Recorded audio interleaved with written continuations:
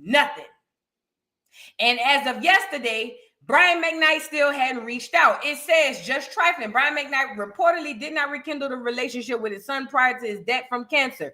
He did not contact or see Nico. He has not reached out to the family. It says this is very interesting or unsettling. A few days ago, Brian McKnight's estranged son, Nico, unfortunately lost his battle with cancer at 32 years old. Such a young soul. Prior to his death, Nico was very vocal about strained relationships he had with his father after Brian McKnight constantly took to social media to denounce his older kids and proudly show off his new children with his new wife. Now, just a few days after his passing, a source tells Page 6 that Brian didn't even reach out to Nico prior to his death, nor has he contacted the family since. Brian has not reached out to the family, the source told Page 6. He did not contact or see Nico. He was surrounded by an abundance of love and support from those who truly mattered, including his mother, Julie McKnight, his older brother, Brian McKnight Jr., his wife, Carla, and his extended family members. He was not alone. He was deeply cherished, and every step of the way, the sources continued. It says, wow, this is just wrong. We're sending love to Nico's loved ones during this difficult time. What do you think? I'm going to tell you what I think. First of all, Nico has a wife. Regardless of how you feel about, and I don't know the extent of what's going on between Brian McKnight and his family, but at the end of the day, your son is gone. He left behind a wife. Even if you didn't want to go to your baby mama, let's just say she done some most horrible things and you can never get past this ever again. You couldn't at least reach out to your son's wife, to the woman who vowed to give the rest of her life with your son, who stood by the bedside of your son as he probably took his last breath. You couldn't go and share and offer your condolences to your son's wife. There's a special place. I told y'all, let the universe, let the Most High, and let the ancestors deal with Brian McKnight Sr. He will be dealt with. He will not see days of peace. A man who doesn't take care of his children does not deserve to be alive, in my opinion. He's going to get it. Just give him time. Give him time. His karma's going to come, and it ain't for me to wait on it. But I just find this very disgusting, nasty, vile, trifling, dirty, funky, low down, and there's nothing that them kids could have done to you to make you absent at a time when one of them is transitioning over to the Most High and to the ancestors. So for that, Brian McKnight, I would never, I already don't play a lot of Brian McKnight songs, and it's not because he don't have good songs, it's just that they hadn't been in rotation. So it'll be easy for me to just go ahead and just cancel Brian McKnight because I don't already listen to him no way. You feel what I'm saying? But I promise you this, to me, this is worse than all these other celebrities, to me. However, it is what it is. You go on with your new family, and to the new wife, to the Filipino, Blasian, Asian, whatever new wife is. Now, I'm squinting my eyes at you and looking at you sideways, because what kind of woman procreates with a man who will denounce and literally walk away from his kids? Because guess what? If he did it to the first wife and kids, then guess what can happen to you, shrimp fried rice? He can do it to you too. So while you sitting up there probably ain't saying nothing, I don't know if the nigga knocking your head between the washing machine and dryer. I don't know what's going on to got you so quiet. But you a new age fool for going to procreate, marry, and even date a man who would leave his children behind and wouldn't show up in the event, the untimely demise of an event, or an event of a demise. You, ma'am, are just as bad, if not worse. And your karma will come from this as well. You got the two little, or the little babies with Brian. You done had him, you done let him go over there and buck you up to change the churn, or get the churn name to be Brian Jr. the Third and Brian the Third Jr. and all of that stuff, because you thinking you getting something better. Go ahead on.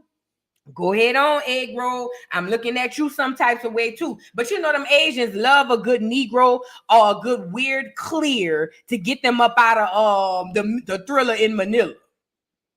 They love that. So she saw a lollipop, she saw a sucker, and she licked it. I ain't mad at it. I'm just saying as a woman and as a mother. But then again, I'm trying to want for somebody to have the compassion that I was born with, and I understand that's just not possible for everybody.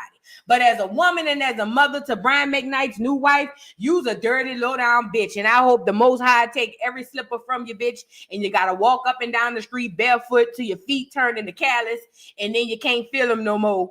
And then next thing you know, you got to wear orthopedic shoes, you raggedy bitch. You and that raggedy mouth bastard Brian McKnight Sr. Both of y'all. Now let's move on.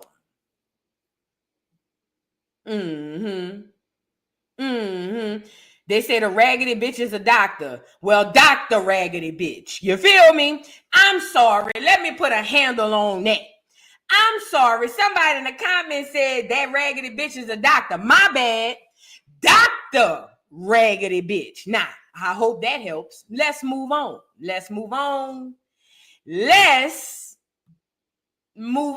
Okay? Now, next thing we're going to go really quickly to is we got to discuss Tory in all the ways that he's trying to come on home from jail, okay? No, before we get to Tory, let's get Dwight out the way. Y'all remember Dwight?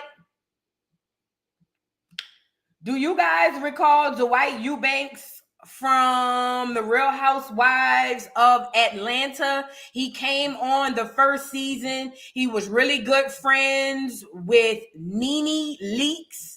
He was actually, and I'm being honest, and shout out to the gay people in the crowd, to my gay males in the crowd, specifically to my black gay men, because this is for y'all. Love y'all down to the ground. I heard y'all, and I actually empathize and sympathize with y'all when, because this is just coming up in my brain, but I heard y'all and I empathize and I sympathize with y'all when y'all were talking about how the women of Atlanta loves to keep them a good gay as an accessory. And I agree, and I think it's disgusting. I think it's egregious. And I'm saying all that to say, because when Dwight first came on, who friend was he? Was he Nene friend, or was he Phaedra friend, or was he both of their friends? Somebody help me out, because it seemed like he was doing Phaedra's parties, but then it also seemed like he was chilling and cool on some stuff with Nene. Okay, they saying he was Nene friend. Gotcha, because y'all remember, put a one in the chat, when him and Nene got into it, when he was trying to say that Greg owed him money, put a one in the chat. And Nene went into him and was like, boop, I'm not dealing with you, and was talking to him crazy. Y'all remember that? I was there. Nah, he wasn't Sheree friend. Sheree had, did Sheree have Miss Lawrence? Because we're going off these accessories now, because this is what these black gay men were at the time in the inception of Real Housewives of Atlanta. Let's talk about it. A lot of these gay men were accessories to black women. They were. Every single one of them had an accessory. The only one who didn't have the same accessory was Kim, because she had Sweetie. Bitch. Sweetie!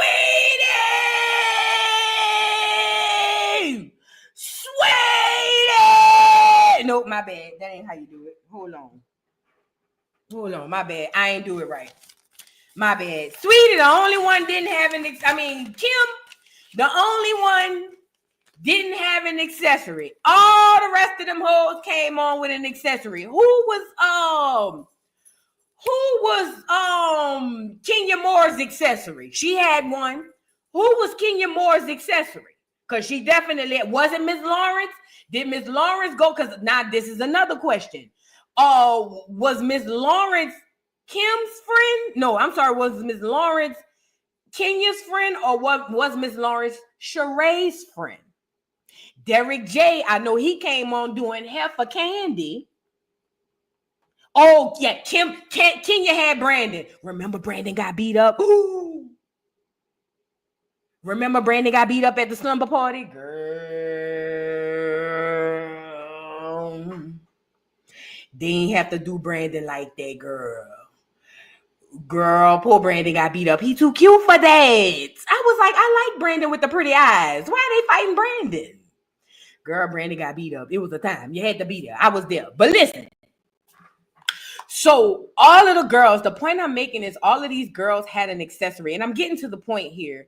But all of these girls has an accessory, and I just want to say to the gay men, even when it first came out, I listened and I understood, I sympathized and I empathized with y'all, because those women were using gay men to get cool sayings, to hang out, to help dress them, to help. They were. Let's just call it a thing. Listen, I know it. I done got on here and acted a fool about Saucy Santana years ago, coming on here talking about if it wasn't for gay men, black women wouldn't know how to dress. I think that I know that is a stretch. Let's start there first. And I know that that's putting 20 on 10, and that's a damn lie. However, I would be remiss if I didn't mention the fact that a lot of gay men do be dressing a lot of black women. A lot of gay men do give fashion sense to black women. And it's typically in places like your Atlantas, where you have this black fashionista, tight tees. You feel what I'm saying? So they all had accessories, and they were all using these gay men. And I saw it and I witnessed it. And I think that is disgusting. Now, Dwight being Nene's friend. Oh, let me finish. Let me do the sweetie. I forgot. All the girls had all the girls had their little purse, their little accessory, they gave men, except Kim. This was Kim. Sweetie! Sweetie! Sweetie! Sweetie! Can you give me a light? Sweetie! Could you make the kids some ravioli? Sweetie! Could you wipe my bottom of my feet? You know what I mean?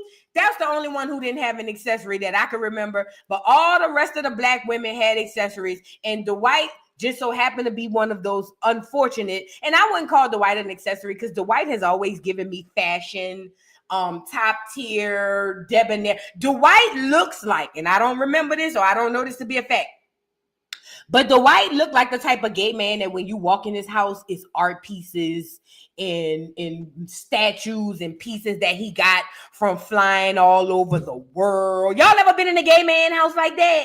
Girl, it's cluttered, but it's not a bad cluttered. It's just stuff everywhere. A piece here, a piece there. Oh, honey, I got this when I was out in Djibouti and the king crowned me for the day. So I decided to take home the crown. You feel what I'm saying? That's what Dwight. So even though Dwight was technically an accessory, he's always gave me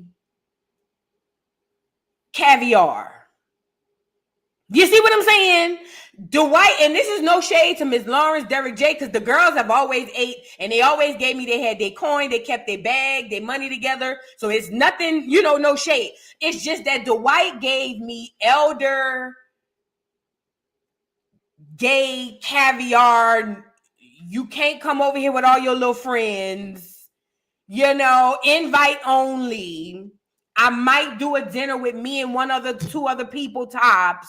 You know what I mean? Like, he has a smoking coat, but he don't really smoke. He just put it on in the evening, type tea. So Dwight never gave me accessory, even though I know that's what was happening here. And that's where a lot of the lingo come from, RHOA too, from the gays that they were hanging with. Let's really be clear. Not just them, Married to Medicine too, as well. But anyway. So what happened was Dwight had came online and told us that he was diagnosed with cancer. That's one blow. But then it turns out that Dwight came out and said that it was a form of neglect, because apparently, according to Dwight, because he has been positive for House in Virginia, for the House in Virginia since the 80s, that a lot of the doctors basically ignored a lot of things and just assumed it was all because of the House in Virginia. Okay.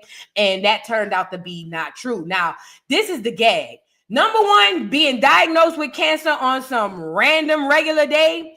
I think that was horrible news to hear about Dwight.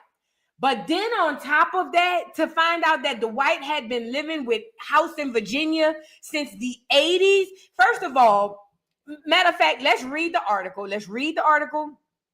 And then we're going to go off of what I'm saying or how I feel about it. Because let me tell you something. I did an extensive research study on the House in Virginia in the 80s, the 90s, the 2000s, and up until today. And I'll say it has evolved like crazy. However, in the 80s, to receive that type of news, for Dwight to survive from the 80s, even through the 80s and the 90s, let alone to 2025, Dwight probably is just about as lucky as someone who hit the lottery. Do you hear me?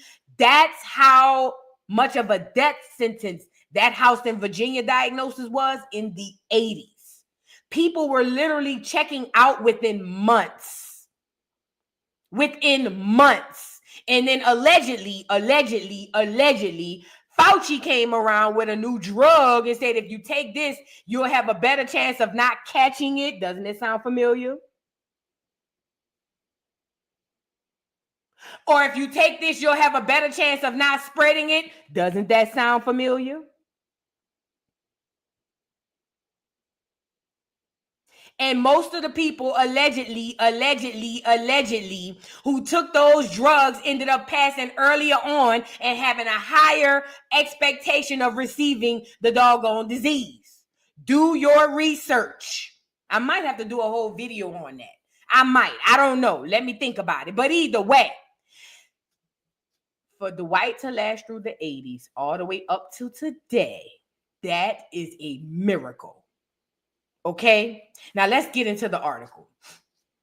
It says, Real Housewives of Atlanta star Dwight Eubanks is calling out doctors after being diagnosed with prostate cancer, something he says could have been easily caught way earlier if they weren't so focused on his house in Virginia. The 64-year-old celebrity hairstylist told People that he was diagnosed earlier this year after getting blood work done at a health fair at his church in January. Wow. A week later, his doctor told him to come in immediately. Even though he felt fine and had no symptoms, follow-up test confirmed it was prostate cancer. I was shocked. I was angry, Dwight said. When you hear the word cancer, you freak out. I think I'm still freaked out. But what made things worse is finding out that this cancer could have been spotted way back in 2022. Dwight, who's been living with the house in Virginia since the 80s, gets regular checkups every 6 months, but his doctors completely missed the warning signs. They looked back at my record and saw my PSA levels were high in 2022. Nobody told me, he explained. He just said, you're undetectable. This is a very, very important part. Because y'all taking this undetectable term and y'all is running with it. And y'all don't understand how you being set up for the okie doke. Listen to what he's saying. It says, nobody told me, he explained. He just said, you're undetectable, so you're fine. This is the doctor. Never mentioned anything about my prostate.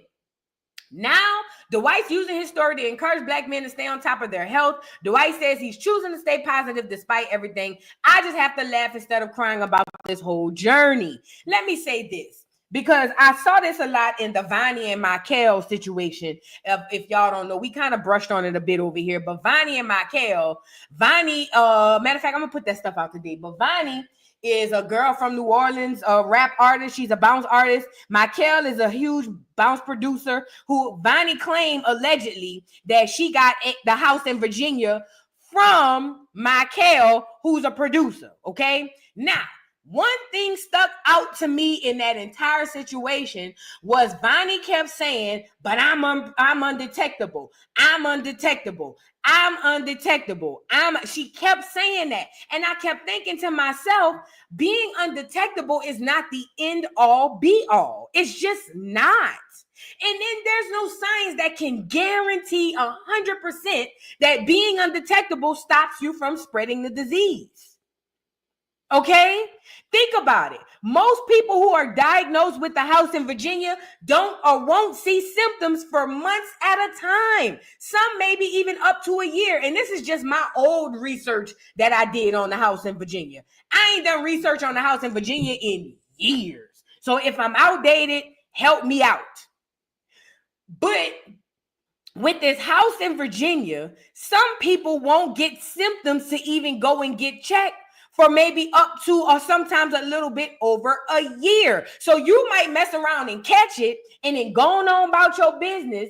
And then a year or two later, or a year later or 6 months later, you might be with somebody and think that's the person who gave it to you when it really was the dude 6 months ago or the female 6 months ago. This undetectable thing that's been going around social media, that's been fed into the ears and the minds of the people who unfortunately have been diagnosed with this disease, is causing them to put down their guards and not protect themselves accordingly. Now, the reason I'm talking about this undetectable situation here is because, like doctors do, they know that patients are ignorant. When I say ignorant, I don't mean in a negative way. I mean in a way of not knowing. They don't know. And they've been taught, talking about the patients, that all you got to say is you're undetectable. Everything's good. And honestly, like somebody said, Asian persuasion say a high PSA should not have been missed by a doctor. I don't even know what a PSA is. I'm not a doctor, but it sounds like something important. And you're probably right. But what's happening is first of all, can we talk?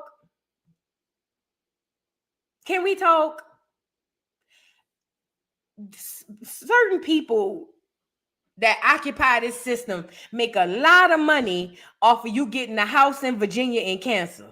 A lot. Why you think they running y'all over there to doggone to dialysis the next 5 minutes after you get your diagnosis? They make a lot of money to give you the house in Virginia in cancer and have you walk around acting and that they are trying to cure you, because they're not. Okay? And for them to be solely focused on him being undetectable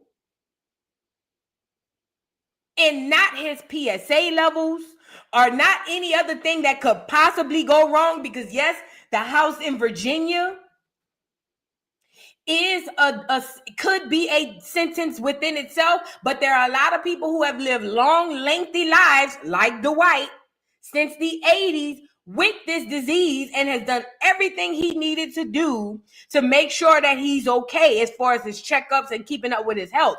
But it's not for a doctor or anybody to neglect anything else because they're focused on one thing. And let me say this too, because I told y'all about this when I went and saw my doctor about my CPAP machine. Doctors only tell you what you ask them about or what you come in there about. If you go in there and say your head hurt, girl, they're going to do an x-ray on your head and say, we ain't seen nothing, you good, here goes some Tylenol. If you come in there and say, my back hurt, girl, they're going to run you through that MRI scan and they're going to look at the results and say, girl, we ain't seen nothing here, take this ibuprofen. If you say your knee got twisted, girl, them people going to put that doggone cast on you, give you a few perks and tell you going on about your business. Doctors are not doing their due diligence like they did in the past and actually caring about the patients. You are a number. If you're lucky enough, you might run across a doctor who actually do care, if you are lucky or enough.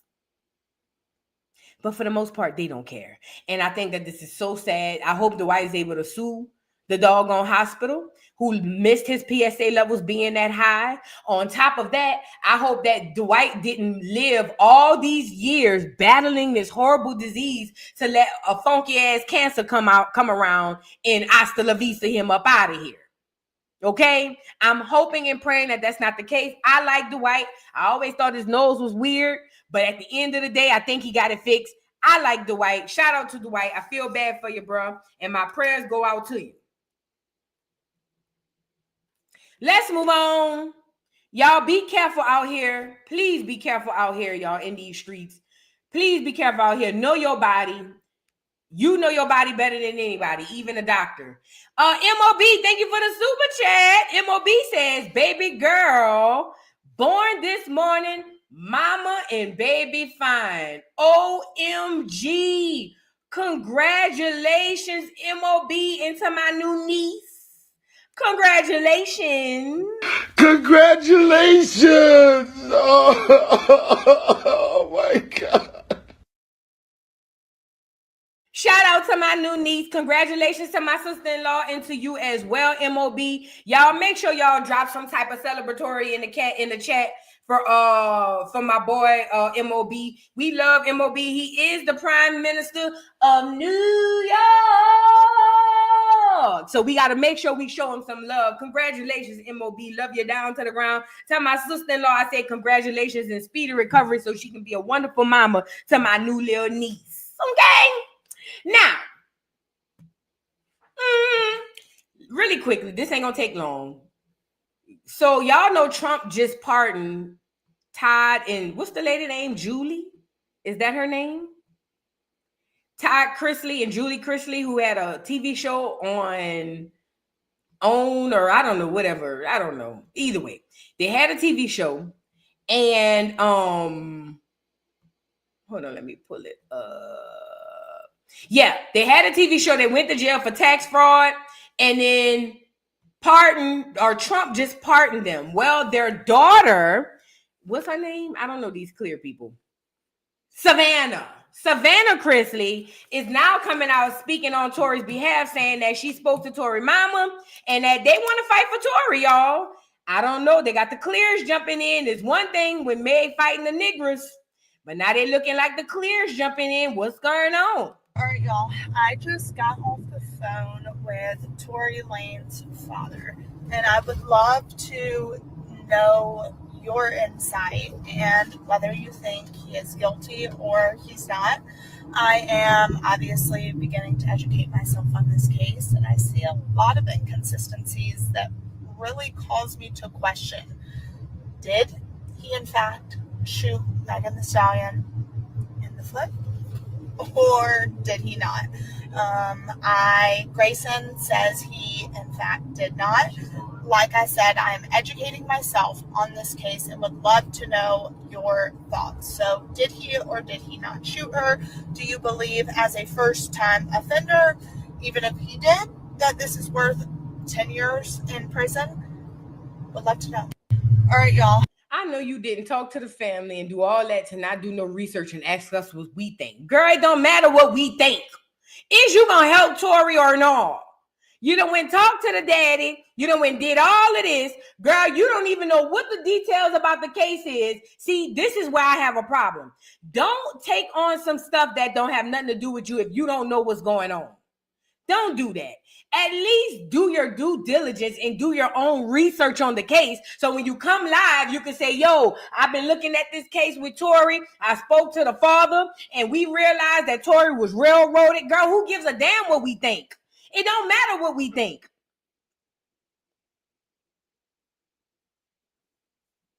Child, I don't know. But either way, she said she talked to the daddy. She'll see how it goes, girl. We'll keep our eyes on this. We'll keep our eyes on it. That's all I got. Moving on. I'm not stressing out about no damn Tory or no M.I.A. Damn sure not stressing out. Now, I want to get to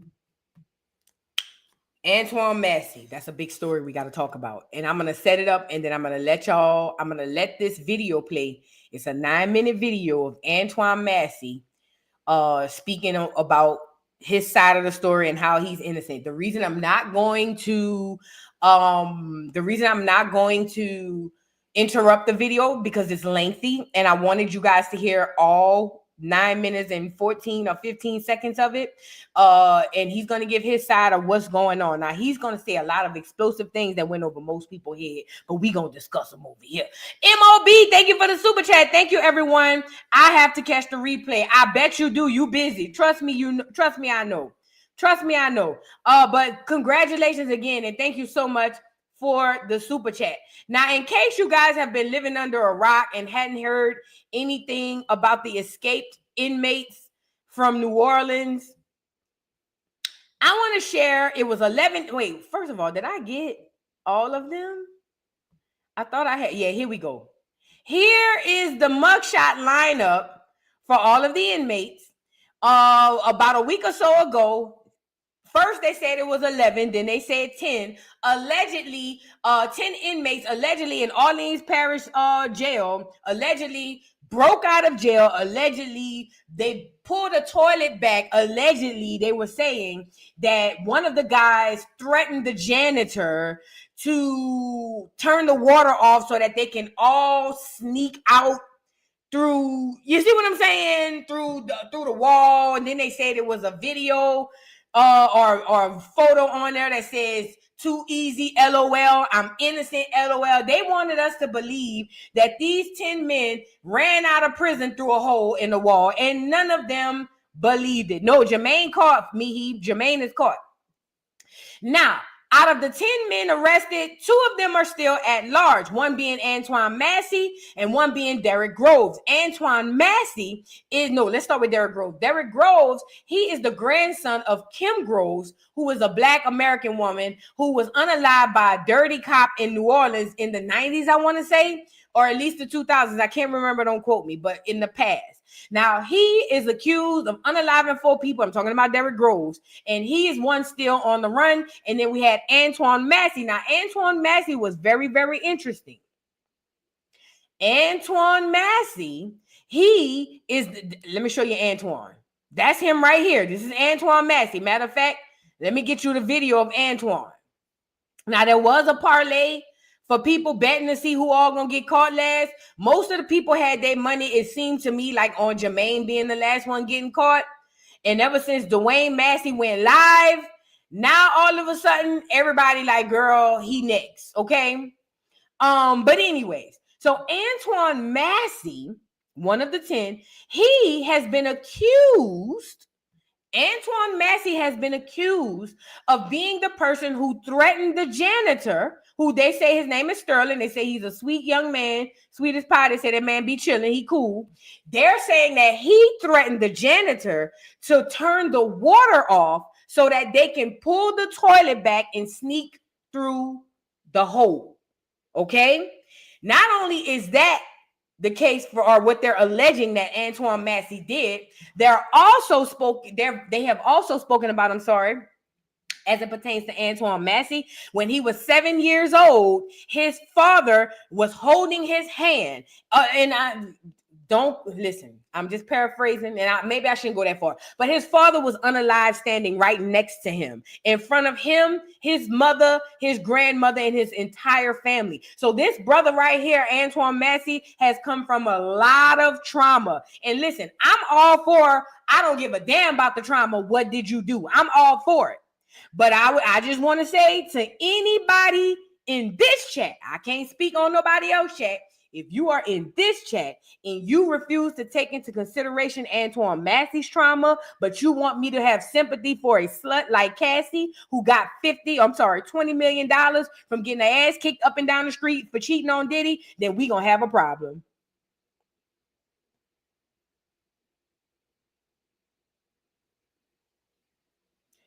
Now, Antoine goes live. He speaks about a few things. He speaks about he talks about this whole breaking out of jail. He specifically says, I didn't break out, I was let out. He said that 3 times. Now, this is my thing.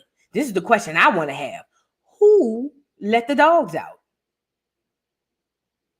Who let the dogs out? Because in my opinion, Antoine them saying everything, I get it. We want to know about your innocence. I get it. But damn, you should be snitching, nigga. Your life is on the line. Your dick is in the dirt. It's time to snitch. So he speaks about being let out. He speaks about how he got a trumped up charge. He's saying that they're trying to give him, this is what's going on. They're trying to give, back up. New Orleans, Louisiana is divided by parishes. Most of you guys have counties, okay? But in Louisiana, because the parishioners or the Catholic Church were the people who really ran the state, they divided it into parishes, okay? New Orleans has Orleans Parish. That means, just like a county, if you live, reside, or was born in Orleans Parish, you're probably from the city, okay? Then there's St. Tammany Parish. Now, let's really be clear. Let's talk about Orleans Parish. Let's just say this is Orleans Parish, and it's a peninsula. For those folks in the bike who missed social studies in 4th grade, a peninsula is a piece of land that's surrounded 3 ways by water. Not all 4. All 4 makes it an island. A peninsula makes it 3 pieces. It's almost like it ain't nothing but land on the left, land on the right, land up north, but water down bike. You feel what I'm saying? Or water to the left, the right, the south, and then there's land. You see what I'm saying? Okay. New Orleans sits like a peninsula right here. Orleans Parish. If you go north, I-10 north or I-10 west, or if you go north, you're running right into Jefferson Parish. Put a pin in Jefferson Parish. Then if you go east, like you're going toward Mississippi, Alabama, Georgia, Florida type T's, you run into St. Tammany Parish. If you go southeast, you run into St. Bernard Parish. If you go west, you run into more Jefferson Parish, which leads into other parishes. Now, why is this important? New Orleans is the peninsula surrounded by these doggone pockets of racist parishes. Orleans is back it up. Jefferson, St. Tammany, St. Bernard, racist as fuck. And anybody from the city will tell you that I ain't lying. They racist AF. So this is what's going on right now. According to Antoine Massey, he's saying that, yeah, I had a little rough patch in the past. Yeah, I did my little 1-2 yin yin, whoop de whoop de whoop, or whatever. But this last charge that first of all, they're trying to charge him in Orleans Parish and St. Tammany Parish with the same charge, and they're trying to give him a life sentence in both parishes. This is according to Antoine Massey. So according to him, his ex-girlfriend or girlfriend went to Orleans Parish and said he R-worded me and kidnapped me, and then they put a charge on him there. And then according to him, she turned around and went to St. Tammany Parish and told them folks that he did the same thing. So that means St. Tammany Parish and Orleans Parish are looking for him for the same charge, or they're trying to try him for the same thing, but they're both trying to give him life sentences. And to me, that is illegal, but this is the state of Louisiana. I keep telling y'all that. Stop letting the major cities in these states fool you to make you believe that everything is all kumbaya. This ain't California, bro. This is no shade. California is very liberal, very low-key, under-the-table racist. In the South, especially that Bible Belt, them clears don't have no problem looking you dead in the eye and saying, what's your problem, nigga? Okay? So, fast forward. He's being charged in 2 places. I'm going to tell you what I believe. I believe that him and his old lady got into it. He probably did put hands and feet on them. But she probably got mad because he was cheating. And I believe she called the police and said, yeah, that nigga R-worded me, kidnapped me, woo-de-woo-de-woo, because I want him to go to jail. I do believe he probably put hands and feet on her. I do believe he probably choked out. They probably got into it. I believe all of that. But I believe she probably put 20 on 10 and was like, come pick this nigga up. Oh, you want to play with me? Bet. Because according to Antoine Massey, he's saying that the person, his girlfriend that they're running around saying is the victim, has gone and signed affidavits in Orleans Parish and St. Tammany Parish showing that none of this is true. But the fact of the matter is she had to call the police first. See, Mad Day, I told y'all, Mad Day people are the scariest people this side of the Mississippi, because on Mad Day, she wants your ass locked up for good. Now y'all back cool. According to Antoine, she done helped him to doggone break out or help him to assist him, and they done arrested her duck ass. You know why they arrested her? I'm going to tell you why they arrested her. Because, bitch, how dare you come down here and file charges then come back and recant? What you think this is? It's coming from somebody who's gone through DV in Orleans Parish. I'm going to tell you right now, once you make the call, it ain't no coming back. Because the way the state of Louisiana works is, once you call, you could turn around and say, I changed my mind. First of all, especially in Jefferson Parish or St. Tammany, somebody going to jail. I don't give a damn if the police pull up and we kissing each other, making up. Somebody going to jail. If they come out there, somebody going. Number one. Number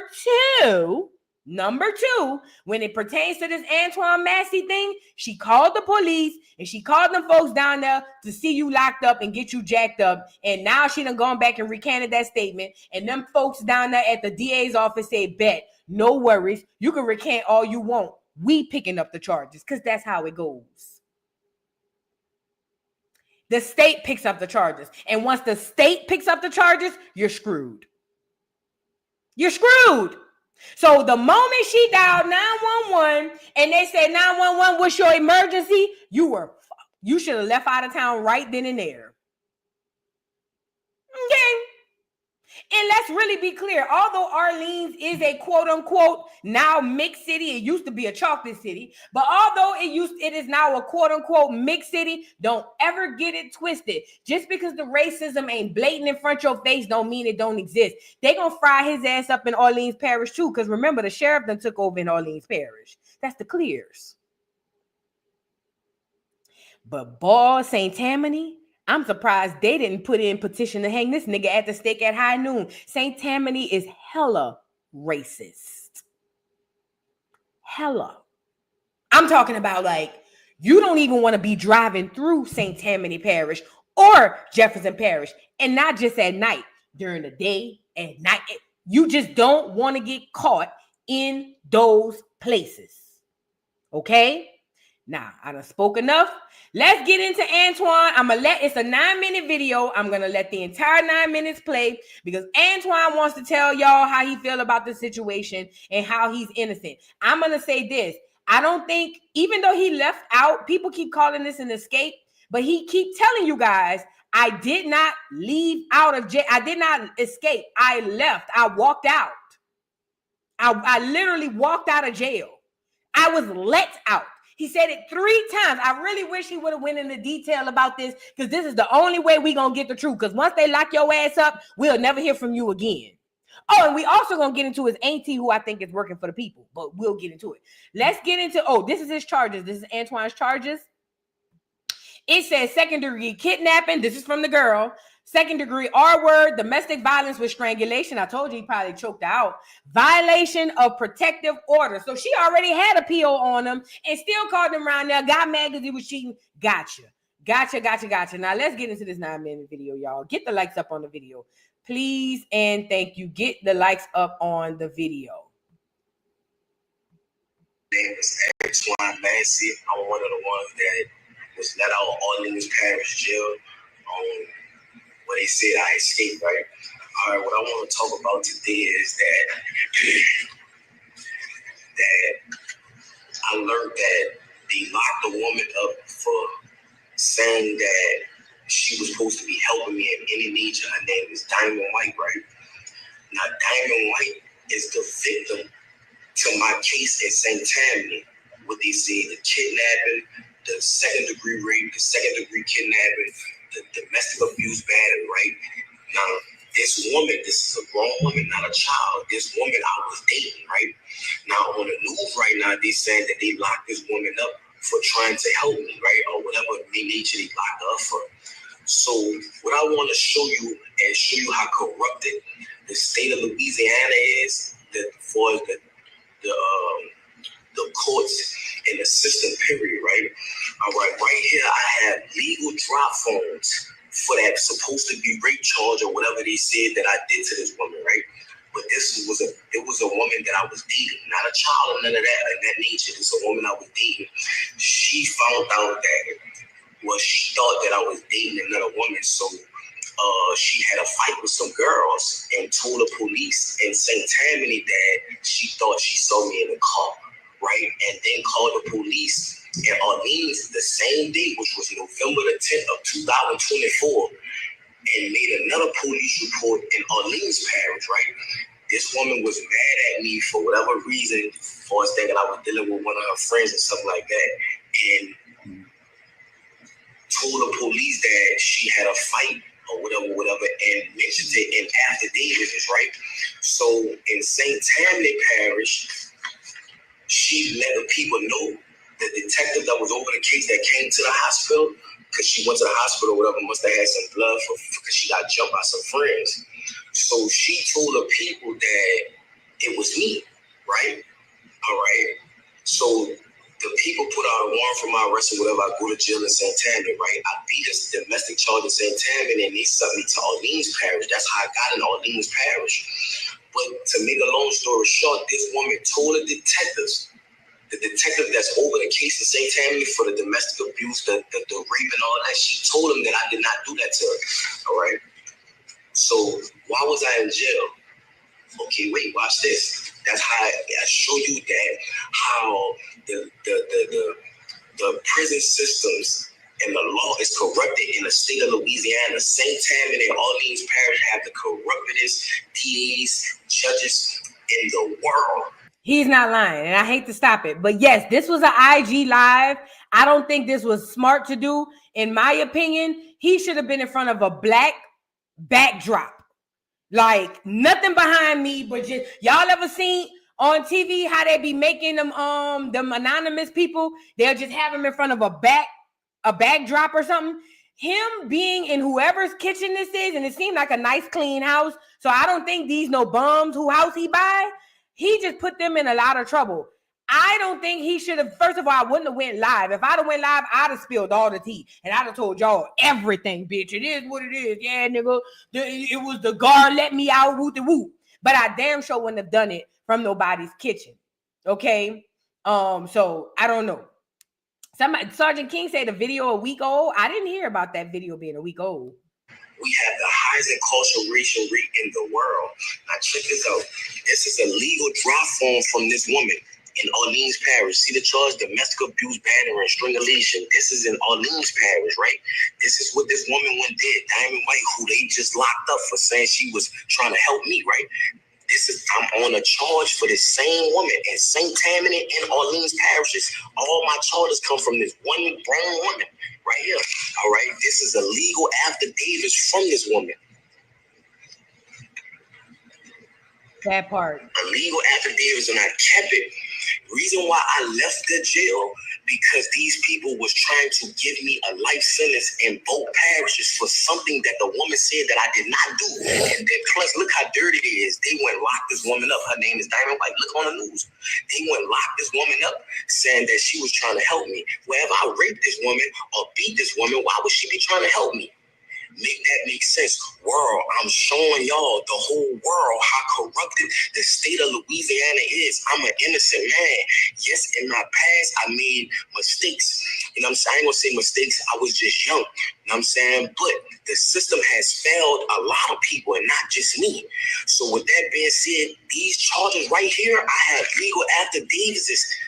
This is from the woman, the victim, who they said that I supposed to have been raped and all that dumbass shit. They just locked up. She on the news right now. Diamond White. This is her right here. Legalized. Look. And the DA have this. Why I wasn't let out of jail. This woman is saying over the jailhouse wall phone that she's going to let the people know that I didn't do this. So why was I still in jail? You see what I'm saying, world? I'm asking for help, please. This is a big situation in my life. I have a fucking 3-year-old and I have a 18-year-old daughter. I am a father. You know what I'm saying? But these people trying to take me away for the rest of my life. This woman did not do nothing to even be in jail. You feel what I'm saying? But I'm trying to show you what these people are doing. I have legal affidavits that saying that I did not do this to her. She got jumped by some females. Look what it's saying. And let me say this too, really quickly. People are like, oh, him breaking out of jail made it worse.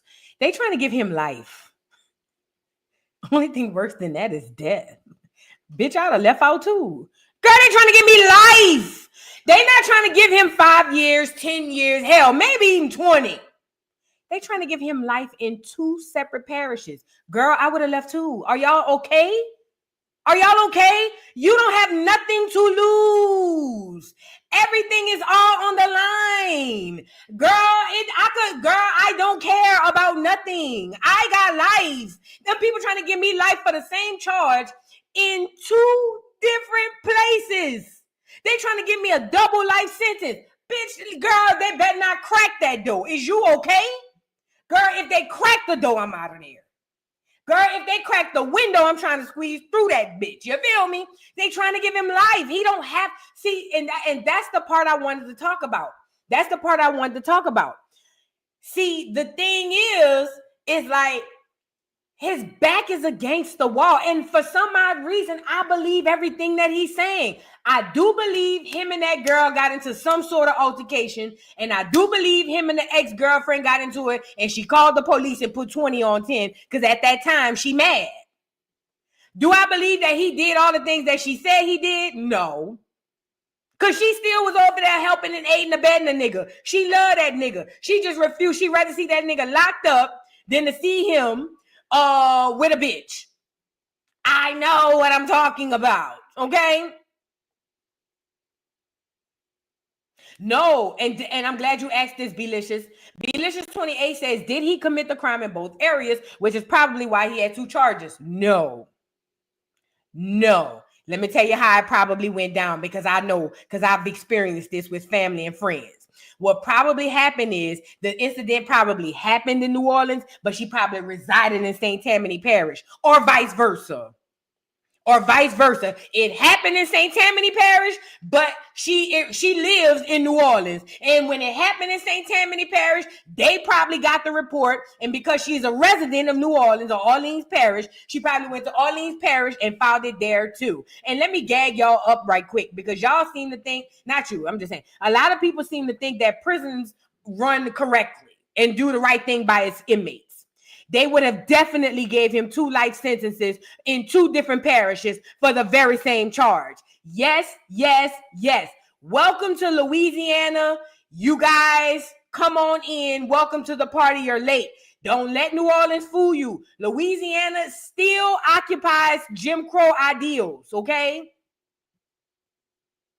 I believe him.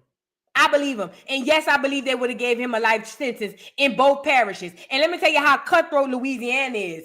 Y'all put a 1 in the chat if you remember when Kim Kardashian called herself talking about advocating for Corey Miller, a.k.a. C Murder. Put a 1 in the chat if you remember that.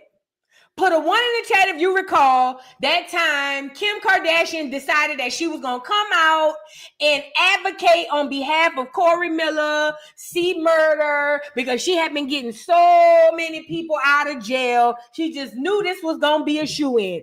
Girl, that judge out of Baton Rouge told Kim and her team, you bring your ugly ass down here, and bitch, you're going to be sitting in the cell next to him. And guess what Kim said? Never mind. That goes to show you what the system of jail is like in Louisiana. Y'all is crazy. Y'all, if you from a liberal state, you will never understand. You might be able to feel like you understand. But if you live in a blue state, you will never understand what I'm talking about. Girl, them people don't play inside these listen, hear me out. These people in Louisiana who run these jurisdictions, these courts, these police stations, they do what they want, and ain't nobody, not even the president, gonna play with them. I'm telling you what I know, not what I think. They don't give a girl. You can send Jesus to one of them parishes and tell them to let my people go. And girl, the judge gonna look Jesus up and down and say, nigga, make me. This is what we're dealing with here. So in my opinion, he didn't have a choice. I would have left too. Remember, Angola, one of the oldest prisons, if not the oldest prison in America, resides in Louisiana. It's a lot of money come through them pockets for them arresting these niggas. They not letting nobody coming in between of that. I'm telling you what I know, not what I think. Let's get back into what he's saying. I'm telling you what I know, not what I think. Never not one time raped anybody. Anybody know me, I don't have to do that. They got 1 million females in the world. Why would I have to rape somebody? Look at me, I'm an handsome young man. I know this already. Like, come on, man. And by my tattoos, these people are judging my character. These people are trying to throw me away in St. Tammany Parish for these serious charges. So please, I'm asking for a federal investigation be done over the parish of St. Tammany and Orleans Parish for what they doing, people. They have innocent black people that they throwing away. This is ridiculous. Like, ridiculous. and they're not playing. I'm asking for help. Lil Wayne. I'm asking for Donald Trump. I'm asking for Kim Kardashian. I'm asking for all these people. I didn't even have a lawyer to represent me to prove my innocence. And they have this. The district attorney, the DAs have this paperwork in both parishes and will not drop the charges on me. So I'm trying to find out, is the law going? Is they going by the law, or they just doing what they want to do? They doing what they want to do. Jason Williams, Susan Hudson, the sheriff, St. Tammany. These people are racist. These people are biased. These people just doing whatever they want to do, and I'm asking for help. Please, before they throw me away for something that I did not do. I'm not on charge for different women, different females. I'm on a charge for the same female in St. Tammany Parish and Orleans Parish. And this woman did it in both parishes. Told the detective in St. Tammany, I did not do this. The woman told her, yes, I'm going to get Mr. Massey. I finally got him. She telling him, how you got him? She said, well, you told me that he beat you. She said, yeah, I did tell you that, but I never told you that. I told you that I thought I saw him. You feel what I'm saying? In the vehicle with the girls that jumped her. You feel what I'm saying? They never even did a rape kit on this female on Diamond White. They never did a rape kit, none of that. They just saying that I did this to her. So I'm trying to prove my innocence. Please help me. You know what I'm saying? Lil Wayne, young boy, I'm asking for help, man. I didn't even have a lawyer to prove my innocence. And a public defender, they work with the district attorney. They're not trying to help nobody in the state of Louisiana. They're not. So I'm asking, please, man, please help me. There's a lot going on, man, in the state of Louisiana. Like, they have people, why you thinking, like, all this corruption going on in the state of Louisiana? It's for the stuff that they doing people, man. You know what I'm saying? Like, they try to paint a picture of me as this big old bad guy. Oh, I threatened Sterling, the maintenance man. How did I threaten you, bro? You can't even come around me without a deputy being on the tip. You're not a deputy, you're a maintenance. Sterling, it's bigger than Sterling. Somebody made him say that. Yes, I escaped before. Because of the same reasons. This is why I did what I did, because of the same reason. How corrupt the state of Louisiana is. That's why I left you a leave. So Sterling is the maintenance guy who claimed that Antoine threatened him to turn the water off. He threatened to shank him if he didn't turn the water off so they could escape. Anybody in the world, when you being accused of something that you never did. Now, I'm not saying that everything that I did when I was young, I didn't do. I'm not saying that. I'm not no saint. I'm not, you know what I'm saying? I'm not no angel. You know what I'm saying? I made mistakes in my life when I was younger. The person that I was once before is not who I am today. I am a father. You know what I'm saying? I have a mother. I have sisters that love me. You know what I'm saying? So with that being said, I'm asking for help, man. I'm asking for all these people, Lil Wayne, Kim Kardashian, Donald Trump. I'm asking for, please, bro, this is my victim. He just locked up on the news. Diamond White, who they said that I'm supposed to have been raped, went to the district attorney, to the courthouse, and said I did not do this. I have legalized affidavits, drop forms, that I didn't do this. So why Mr. Massey was still in jail? Come on, man. Help me, man. Please. All right. So that was Antoine Massey with what he had to say. And he's basically on here proclaiming his innocence, basically saying that it was a bunch of lies. And he escaped before. I didn't realize he said that, but he said this ain't the first time he escaped. But he's escaping because they're keeping him locked up, even though this girl done went down there and told them folks that it was all a lie. Now, the problem that he's going to have is that initial 911 call, once she picks up, listen, I know about Louisiana. Once you dial 911 and that lady say, hello, what's your emergency? You're screwed. If this is a DV situation, you're fucked. And I don't care if you're a man or a woman. Both of y'all might go to jail. Oh, yeah. They take women to jail too for DV in New Orleans. You feel what I'm saying? Once she dialed 911 and said that nigga put his hands on me, you're screwed, because Louisiana will pick those charges up and prosecute him as if they did it to his daughter. So regardless of if she lied, which if she did, she should be put in jail for perjury, not perjury. What do you call it? Whatever the charge is, she should be in jail for lying. And I think women who lie on men should be in jail when they call the police and make false police reports. Now, let's go over some of this stuff. First of all, one thing stuck out to me was when he said he would have been able to fight the case, but he don't have money for a lawyer. This is the facts of the matter all across this so-called America. Most black men are incarcerated, not most, but a large number of black men are incarcerated and sitting in jail, not because they're guilty, because they can't afford to fight the case. The public defender is literally working for the state. They're going to tell you to take a deal or just do X amount of time. So most of these men who are locked down behind these bars, they locked down because they can't afford to fight the case. I was watching a documentary. I forget that man's name, but it was one out of New York in what's the name of y'all jail up there? Rikers Island, and they were talking about how a lot of those dudes up there is really stuck up there because they can't afford to get out. Most of them got bails and they can't afford to pay the bail. Okay? So, when he said that it was all he's locked up for something that's wrong legally by law, technically you should be locked up because the state has now already interceded and picked up the charges. But I do believe that it was a bunch of fake charges, and I believe that the girlfriend should be in jail. Mind you, she's arrested now because she was helping him to escape, or at least aiding him on his escape. If you ask me, the police locked her ass up because how dare you come down here and tell us that nigga did DVR word and all this other stuff and then take it back. Now we're going to take your ugly ass to jail. Facts.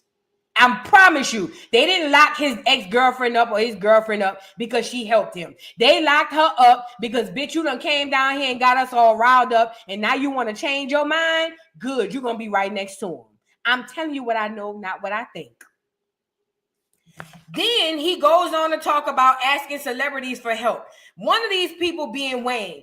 Wayne is from New Orleans by birth certificate only. He wasn't raised in New Orleans for the most of his life. For the most part, Wayne is like a military brat baby. He one of them kids who done been so many places as a young child. You really can't say where he from. Yeah, I know he's from New Orleans, but still, Wayne has never experienced racism. So you think Wayne gonna put his 3 dreads on the line to help you? Good luck. Then he started asking about NBA Youngboy.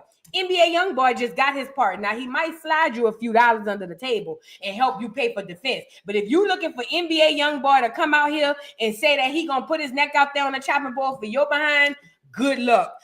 We also want to get into him asking for Trump. Everybody calling on Trump. You know what's crazy about black people? Black people love to call this man racist until they need a pardon, huh?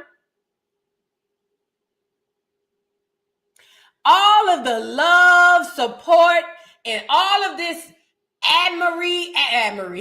admiration we give to these people on the left, and they won't even think about pardoning your ass. But every time I log into the internet, it's another black celebrity on here begging that clear orange man to give them freedom, and it's pissing me the F off because you Negroes be either quiet or y'all be hella loud with the disrespect when y'all want to suck the peens of the left side. Y'all don't be opening y'all mouth when y'all want to suck the peens of the left side and appease your following and fan base. But when your back is against the wall, now all of a sudden, everybody's calling on Trump. Trump, if I was you, I'd turn off my goddamn hearing aid. Fuck them niggas. Now, I'm not talking about Antoine. I'm talking about the celebrities. But he calling on Trump. We'll see. This is national news. There is a parlay. Trump might have put some money on there or something, so they might be able to do something for you. But the last one you called, Kim K, did you see what happened to the last security guards? Kim K, call Kim K and ask her what happened when she tried to get C Murder out. Come back and we'll discuss it. Nigga, this is the point I'm trying to make to you, Antoine. I believe you. I believe everything that you're saying, and I believe they're trying to wrongfully convict you. But I'm going to tell you right now, unless you was planning on escaping and never, ever returning, you fucked.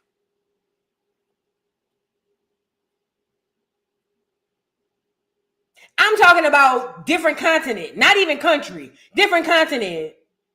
Like, unless when you walked out that door, you planned on hopping it or hightailing it to the other side of the earth, at some point in time, they on your ass, bro. You should have planned this out better. If you escaped the first time, you should have had all your ducks in a row. Now, this is the gag. I still believe in you. I still believe in Antoine Massey. I still believe Antoine could figure out a way to maneuver his way out of this. And speaking of a way to maneuver out of this, Antoine. Now, I'm not giving you no advice because I don't aid and abet criminals. Okay? Let's really be clear. Let's really start there first. I don't give no advice because I don't aid or abet criminals. Hold on. I'm trying to look for this comment.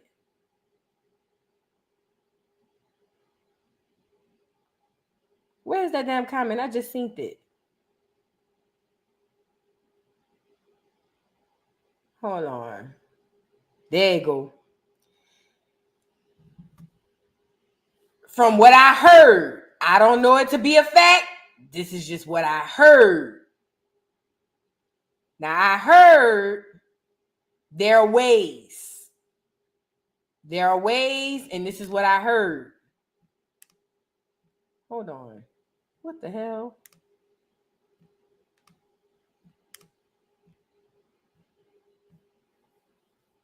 All right, hold on, y'all. I don't want to say the word. I just want to put it on here. There you go.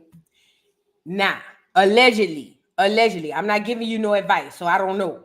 However, allegedly.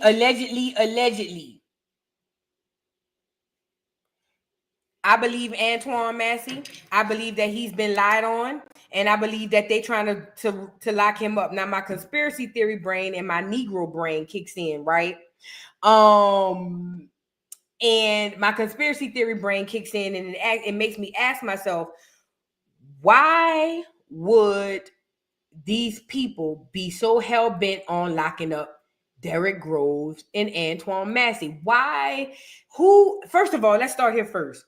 We all know that there was an inside job. Like Antoine said, as far as Sterling goes, he wouldn't have been able to even have contact with Sterling because Sterling can only come back there if a deputy allows him, okay? Okay? And at the end of the day, when it comes down to this trial, when it comes down to this Sterling situation, he's claiming that Sterling lied. But the fact of the matter is Sterling did what he was told. This thing is way bigger than us. Way bigger than Sterling, way bigger than Antoine. And they got Sterling on the right now, telling Sterling what to say and what to do, whoop-de-whoop. And don't let this part go over your head, because this part didn't miss me neither. Hold on. This part didn't miss me neither. While I believe in my boy, this part didn't miss me neither. Hold on. Let me go forward. Hold on, really quickly. Matter of fact, I may not find it off of here. Hold on.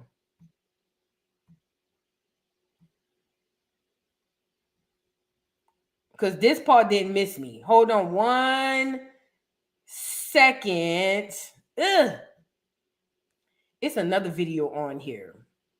I want to show y'all something because I caught on to this. And I'm not leaving off of it until I tell y'all about it. Girl, get Cardi off of here. I noticed his hands when he was talking. It was a lot of this. It was a lot of starting the conversation off with the hand signals. Now, it could definitely very well be a coincidence. It could be, just so happenstance type tease or whatever the case may be. But I saw those hands and I understand what a lot of this stuff is about. Damn it, I want to find that damn video. I want to find a video where he kept using the hands. He kept doing that. And I'm like, what in the world is he doing?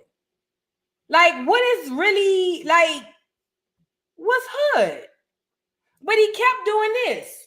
He just kept doing it when he was talking. But again, it could literally be my conspiracy theory brain going crazy or whatever the case may be. I'm on a charge for the same female and same time in the past. He's helped me. Him say, his charges on my life. And let out make that make all my affidavits in the world. We have the highest corrupted in the how the detective that's over the charges said for us thinking I was dialing 20, right? And right now, what I want to talk about today is that. Let me see. He looked like I learned that they locked the woman up. He looked like he took a bath, got his new outfit on. It is Masonic. I'll find it and show y'all tomorrow, but it's a part of the video where he kept doing this. And I kept saying, why he keep doing that? Like, it's weird. But my conspiracy theory brain tells me that there's a reason why they on y'all ass. But what that reason is, I have no idea.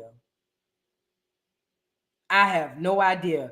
Valerie, you better talk. She says, if only the Underground Railroad could have been gate kept. Baby, if that Underground Railroad could have been gate kept, girl, I probably wouldn't even be up top here with y'all, girl. I'd probably be living somewhere underground.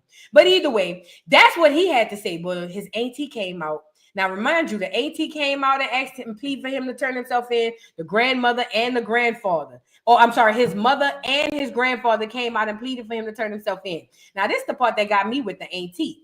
Now, first of all, I don't trust pastors. Anybody who's been on here long enough know me, know that I don't like pastors. I think they're lying, disgusting, trifling. Oh, here you go. He might be doing the hands on this one. Let me see. But anybody who knows me know that I believe that all police, not all, but most police, there you go. I believe that most police, parishioners, especially parishioners, I feel like they all be on some bull crap and they all in the bed together. So apparently, according to the auntie, there's some Pastor Brown, who set it up for Antoine to turn himself in. And the auntie is trying to get him to turn himself in. Did y'all see the hands? He did it a lot. It was just a lot of, it was just like, man, what's up? Like, is y'all playing a trick on us? Is y'all, Antoine and Derek, is y'all in on this? Like, are y'all a part of the distraction? I'm just conspiracy theory brain. Don't worry about me. But if you can see his hands, you can see why it was a cause for concern. I'll say that. Now, let's get into what the auntie had to say, because now she wanted him to turn himself in. This the one y'all said looked like a dagger. I saw y'all comments. I don't think she a dagger. New Orleans women is hard like New York women.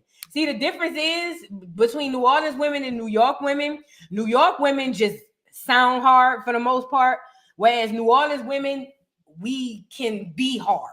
I'm not saying New York women aren't hard. They are. But women in New Orleans act like the niggas. That's why I always said that the women in New York very reminiscent of women in New Orleans. They very dagger-esque. Does that make sense? But let's get into what the auntie, she wanted to turn himself in to the police with the Pastor Brown. I don't trust Pastor Brown. Antoine, I'm sitting here and I'm listening to your video and I see your video. I'm just happy to see that you are alive and not dead. Alive and not dead. But I know you a survivor. And I know God's words are real and they are powerful. I know that hearing your mama verse and my daddy verse was going to soften you. And I know you see how I done jumped out there in that water with you. Pastor Brown, them have all this set up already for you. Call them. Call Pastor Brown now. Him and the major man who be in the courtrooms with all the heavy cases is willing to walk you in, son. I know you saw the videos. I know you see me how I done jumped in that water with you. Call them. I'm happy to see you alive. I'm happy to see that you're doing the right thing. You're trying to do it safe. But you don't have to do this alone. We are here with you, son. The people is waiting on you. They will walk you in there personally. We know the system corrupt. I tried to let them see who and what you was. I tried. Do you understand? But they don't know us. They don't know us from a can of paint. So I'm asking you to continue to do the right thing. I'm proud to see that you was bold enough to do this. But I feel like you coming to an end with it. You running out of resources. You running out of time. Let's end it. Let's end it. Let's end it now. Let's end it now. I'm going to put Pastor Brown's number on the screen. Call Pastor Brown because everything you need, Pastor Brown have. He have it. Do it now.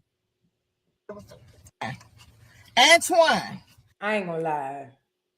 If I'm Antoine, I love my auntie. Thank you so much for whatever. But if you don't get your ugly ass up out my face, bitch, I'm facing 2 life charges. And I'm not calling her a bitch. I'm just talking how my response would be. Bitch, some people trying to give me life in 2 different parishes for the same shit that I didn't even do. And you want to get on here screaming and hiding, talking about call Pastor Brown.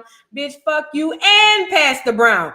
Antoine, I wouldn't suggest you call Pastor Brown. Pastor Brown is in bed with them people, boy. Pastor Brown already know they're going to try to okie doke you from the bike.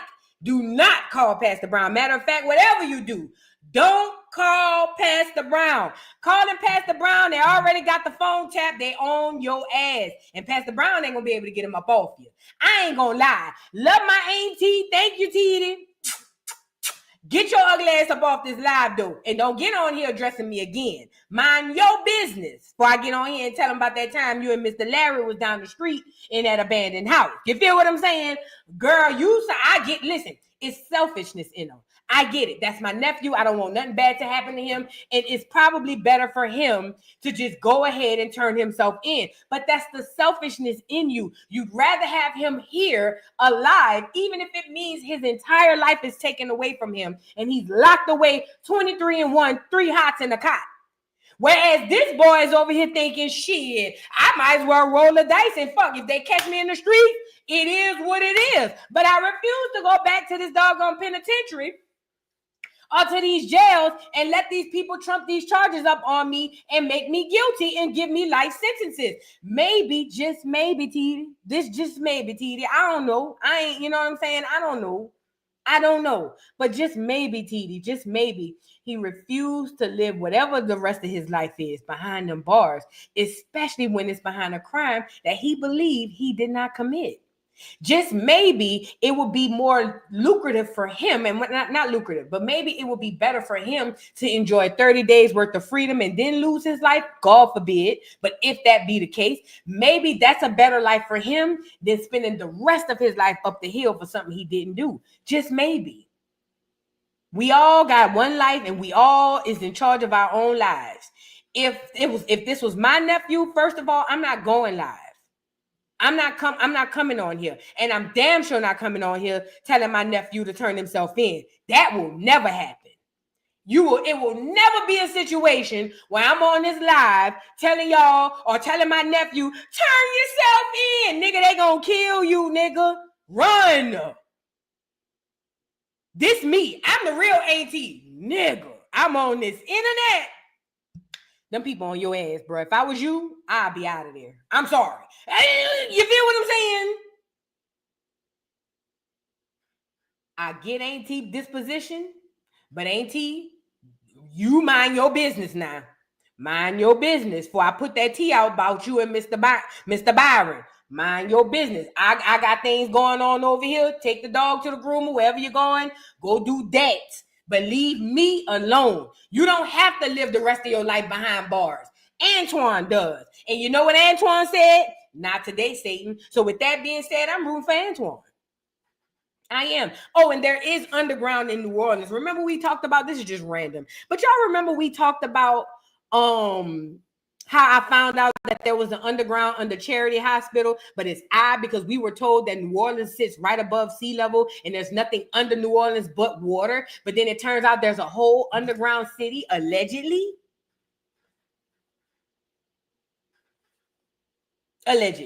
But either way, just throwing that out there. This is random. But either way, shout out to Antoine Massey. We're going to keep our ears and eyes to the streets, but we got to move on. And Auntie, mind your business, okay? Mind your business. Now let's get into Diddy.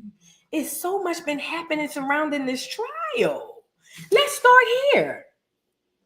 Some lady jumped up in the middle of the courtroom today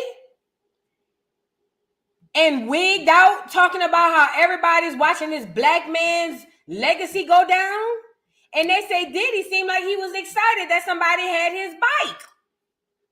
Allegedly. Now, I was on live this morning, and I saw Armand was live for 5 minutes. So I was like, let me click on this in front of the courthouse, whoop-de-whoop.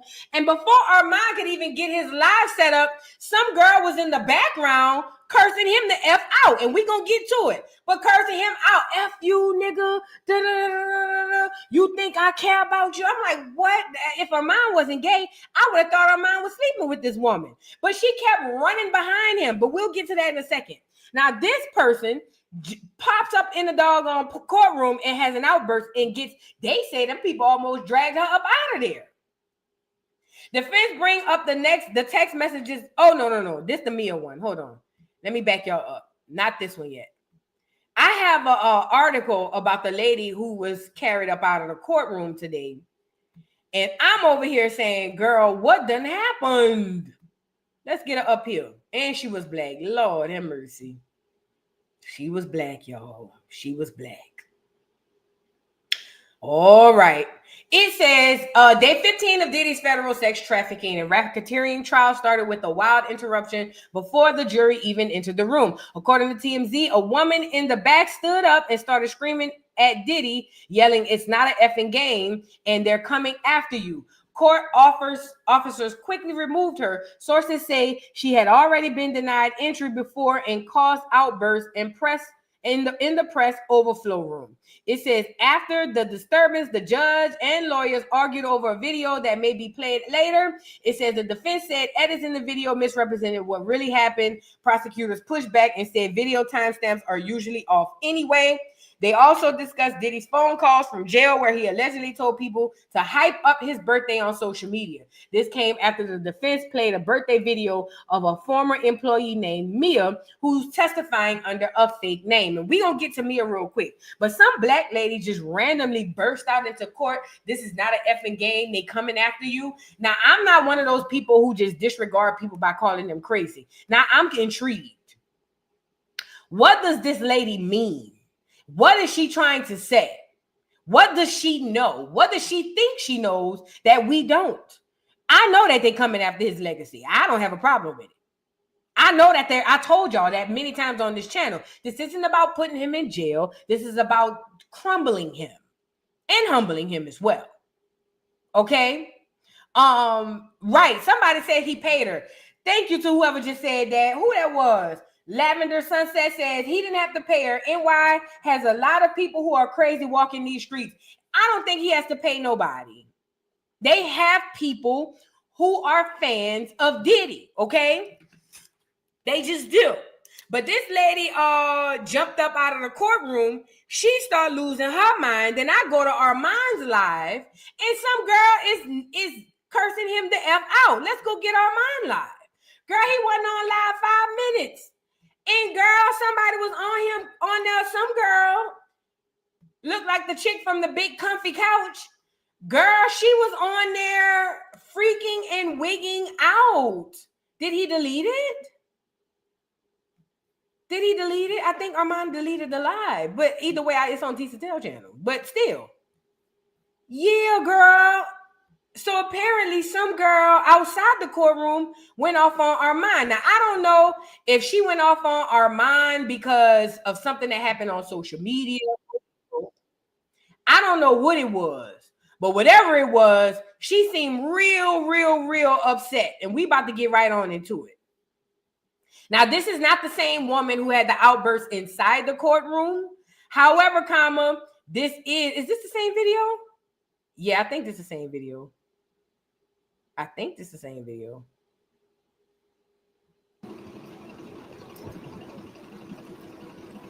This not the same video. Don't worry. I'm going to go find it off of Tisa Tells. That's not the same video. He must have took that video down. I watched it earlier this morning, and it just so happened Tisa Tells was over there going live to talk about the lady who was kicked out of the courtroom, and she just happened to be there. She acted like she was scared to get the tea, though. Tisa, I'm going to need you to do better, girl. Girl, you got to start coming through that bitch bulldozing trying to get the tea, girl. You over here. You feel what I'm saying? girl, you over here whooping and all of that. Girl, I need you to get on here and be like, I need the camera facing. Like, girl, look, they getting into it. You see what I'm saying? Let's get T. Monday.com is the... Sorry, y'all.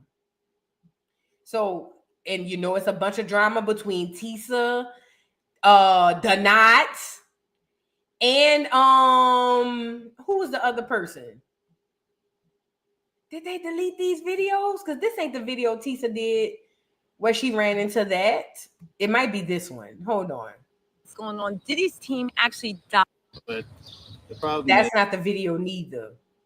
Hold on. Why they deleting the videos? Is it this one? Been quite the global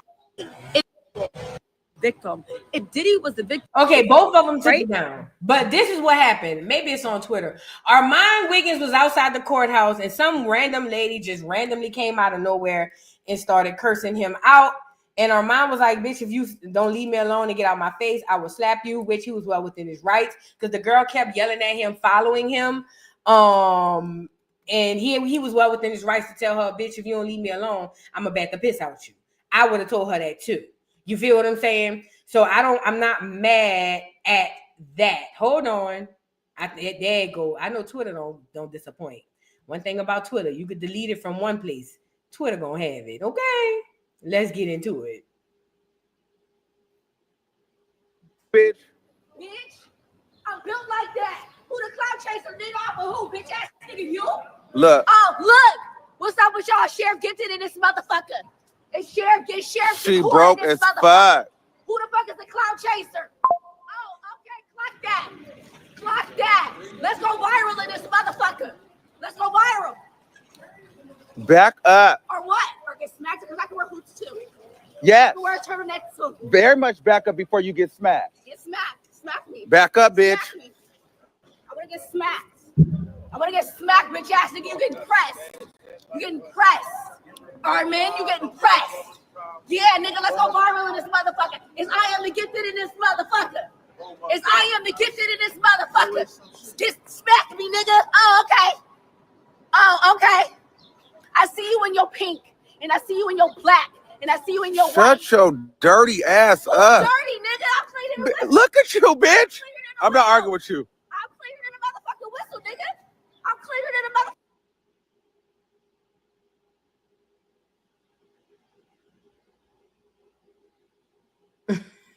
Girl. Who the fuck is dirty, nigga?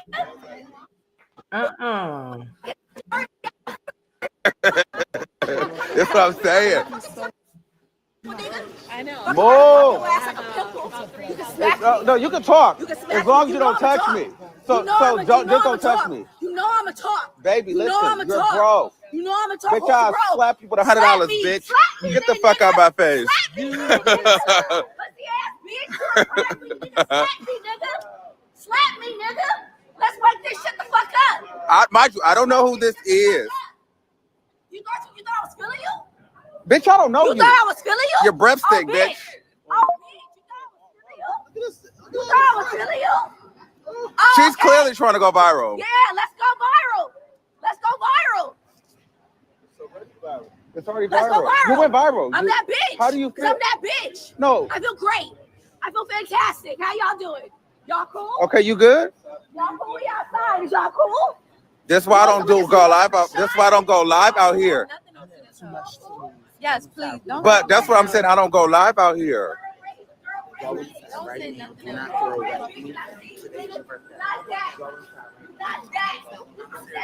This is crazy. I don't fuck. Okay. Okay, bye. It's crazy out fucking. Mad at me because I got on Inside Edition. I don't know who the fuck. These people are crazy. I don't fucking know. This lady just. Yeah, she just started. Whoever. No, this lady just started following me, trying to go viral on my YouTube. But this. Yeah, she gotta go. Oh, you gotta turn that off. Okay, I gotta go. Yeah, turn that off. So there it is. That's what happened to Armand outside the courthouse. It just so happened Tisa Tales just happened to be there. And when she was trying to explain what happened to the lady who had the outburst inside the courthouse, she ended up catching a bit of this, but Armand has since deleted this video from the net, and it's on Twitter. So yeah, let me retweet it, so in case y'all want to go back and watch it later on, y'all can go ahead and watch it. But it's on Twitter. I did watch it this morning when it right after he first went live. I did watch it.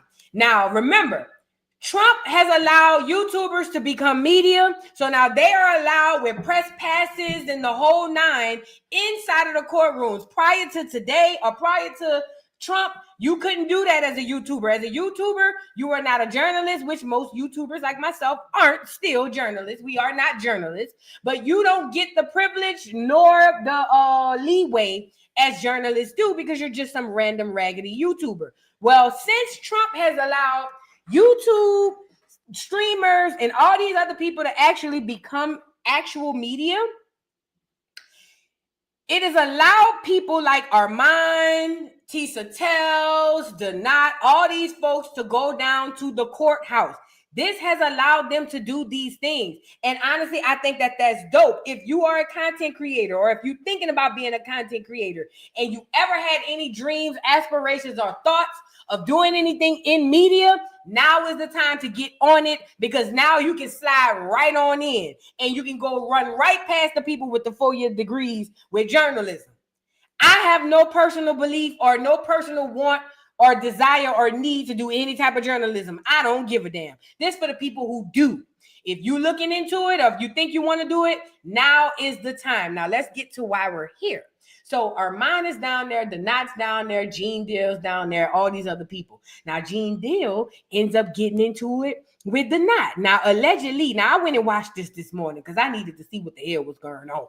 Now I showed y'all the video yesterday of Gene Deal. Let me see if I can find it. But Gene Deal outside the courtroom, and Donat was over there asking him questions about freak offs, basically saying that he allegedly held somebody down or something like that. And I remember Gene Deal was like, don't trip. He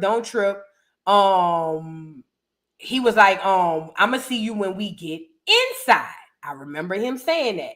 He was like, I'm gonna see you when we get inside. Well, allegedly, apparently he went inside, the not in the guy, or Gene Deal, I'm sorry, and allegedly something happened. Some sort of altercation happened. Well, some clear man came out and said that basically, the knot got knocked out by Gene Deal. Gene Deal does a doggone art of dialogue freaking interview, and he didn't say that he knocked the knot out, but he was like, I just went 92 on him. He said I went not outcast. He said I went protect your neck freaking Wu-Tang on him. So basically implying that you did put hands and feet on him. Now, I ain't gonna lie, that wasn't smart, Gene Deal, because if he decides that he wanted to press charges on you, you verbally admitted that you did online, and technically he could press charges and he could sue you. Now, I don't know what Gene Deal got. I personally wouldn't have got on no interview and said anything happened, okay? But Gene Deal went on here and said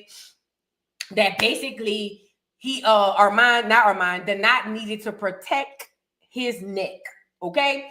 And rumors started spreading that the knot got knocked out. The knot came out and told us that was a lie. According to the knot, he never got knocked out. As a matter of fact, Gene Deal did not hit him specifically. Now, some clear woman came out and said she was in the elevator. She said it was me, the knot, Gene, and some Asian lady. And according to the clear woman said that it wasn't no fight, and Gene Deal did not knock the knot out. She said that all Gene Deal said was he said something, and he grabbed his chain and he kind of like mushed his chest, like mushed him, like what you said type tease or whatever the case may be. Yes, QT1 says he said the knot came at him, and the knot did. He did. I ain't gonna lie. He did come at him. But at the end of the day, this is where we are. So now the knot and Gene Deal, who's also a YouTuber, is getting into it inside the courthouse. Now, according to the knot claims that since Gene Deal knows the security, who's actual like not homeland security, like actual like federal government officials, that they basically did him a favor by telling him just go out the back or go over here and don't come back for a couple days till things calm down. Now, this is according to the knot. that his friends helped him out, but basically he should have been arrested or something like that, girl. I don't know. But the not all, and Gene Deal is a YouTuber as well. So this is 2 YouTubers done got into a whole altercation inside the doggone courthouse. You can't make this up. Now this is the Knot's whole live. I'm not gonna go through the Knot's whole live. I don't think that it's needed. However, what we will discuss, because he talks about how he got into it. Oh yeah, I was on a boat all day. I'm so sorry I missed you. I'm sorry. He talks about the whole altercation. Is this one? Don't really love his wife. Hold on, not this one. This is the wrong one. Let me pull it up for YouTube. So the Knot goes live to tell his side of the story, and according to the Knot, he said that none of that is true. Let me go pull up his live. I was catching up with this tea this morning, y'all. I had heard that the Knot had got into it out there, but I wasn't sure what was actually happening. But now that I know, now it all makes sense. Is this the live? Hold on, let me let this ad play. I was watching all this morning because, girl, I wanted to tea. And Tisa Tell, she was too scary for me. Girl, you should have turned around and got that damn tea. Girl, please. Girl, that's all you had to do. All right, let's get to the Knot. Uncle Phil, and you the same side. Okay, pause. Okay, outside the jokes and the gags, yes, I was gagging his motherfucking ass, and yes, I did it. The premise of a police, but nigga, you went into the courthouse and did this. That's what you said, and that's what you're bragging about. So I'm gonna put you in jail, so you can go and tell Diddy why you decided to troll him when he fed your hungry ass bitch, and why. What's the tea with Tisa Tales? Because I heard now the Knot beefing with Tisa Tales too. What's the tea with Tisa Tales? Somebody help me out, explain. Your motherfucking ass is living in a basement, in a shoebox in a basement, and you do all the plumbing work for rent rebate because you are a security guard at a kiddie pool watching the people children swim, bitch. Exhibit number 1. Gee, if you've seen all of that and was at puppy parties, Don't play with me. And you the same size as Uncle Phil, and you the same size as Professor. Okay, pause. Okay, outside the jokes and the gags, yes, I was gagging his motherfucking ass, and yes, I did it. I did the same thing to Diddy Mama. I did the same thing to the Combs brother. People loved it. Y'all got to take shit and make it bad and evil. Let me say this. My point of view about him yelling and screaming at Diddy Mama and him yelling and screaming at Gene Deal. Personally, I don't care, but I'm going to be honest. This is just my opinion. I don't think that was the time and place.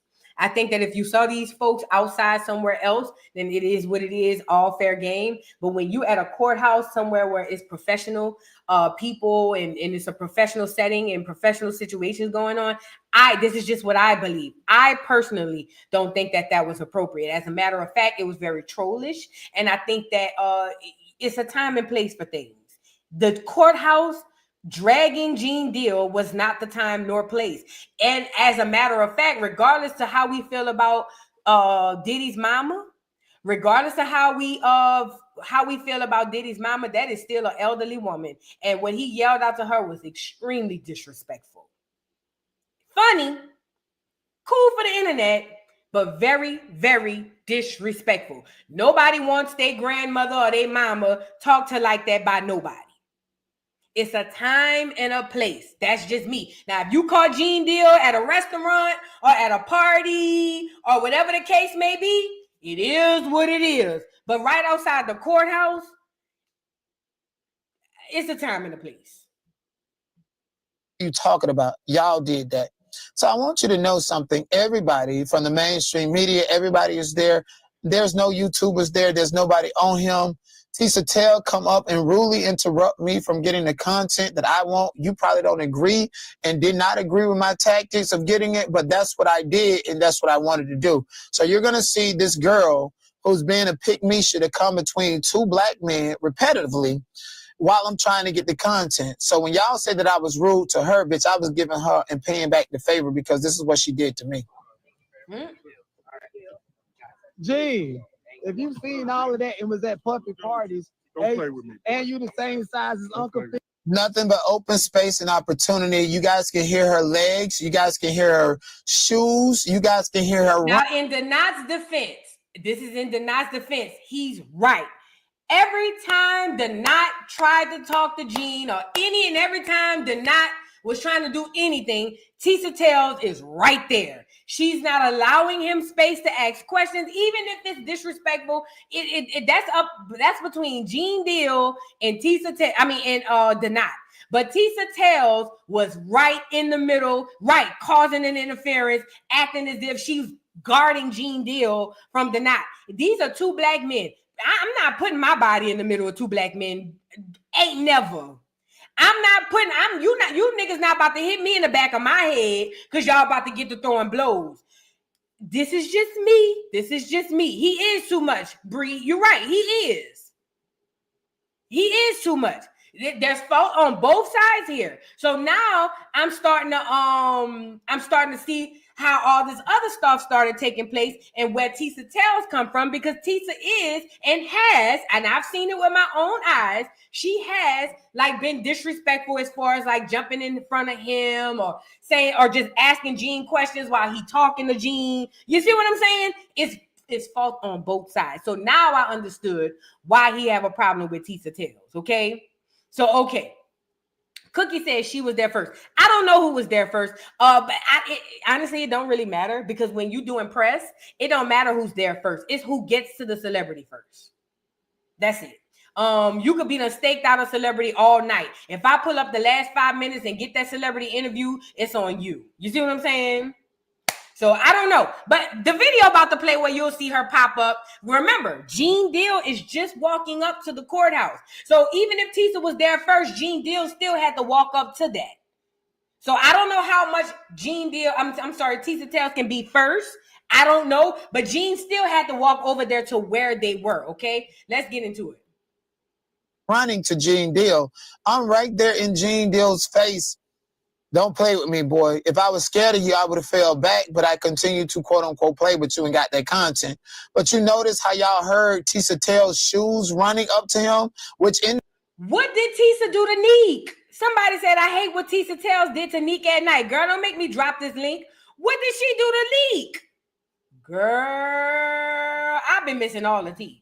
Case that she was far away, needing to catch up when Gene Deal was right there for me to get my content, and this is what she did to block me out and act like I was a nobody. Okay? Don't play with me. And you the same size as Uncle Phil. Look at Tisa And you Tales. the same size Yes. as Professor Ogilvy.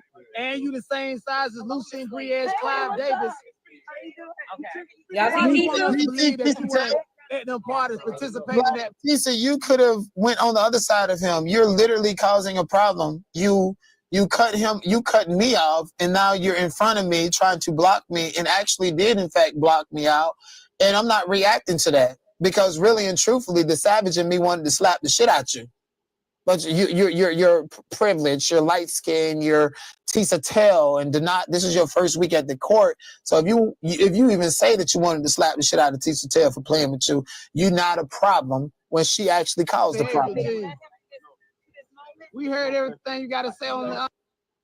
I am not for you talking about threatening to slap Tisa, because it's not like the situation with Armand. This girl was following Armand all behind him, coming up behind him. He couldn't see. He would have been well within his rights to turn around and defend himself. But they're not on here talking about slapping Tisa because she was causing an interference. Let's really be clear. But to be on here talking about putting your hands on a woman, yeah, it's a no for me, bro. That's a no for me. And this is bigger than Tisa Tales. I'm so tired of these. Let's move on.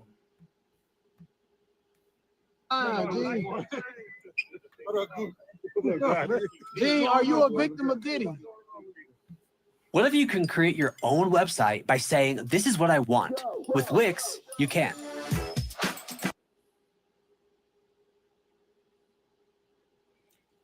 So what's happening is Tisa is running an interference, but also Donat is an antagonist.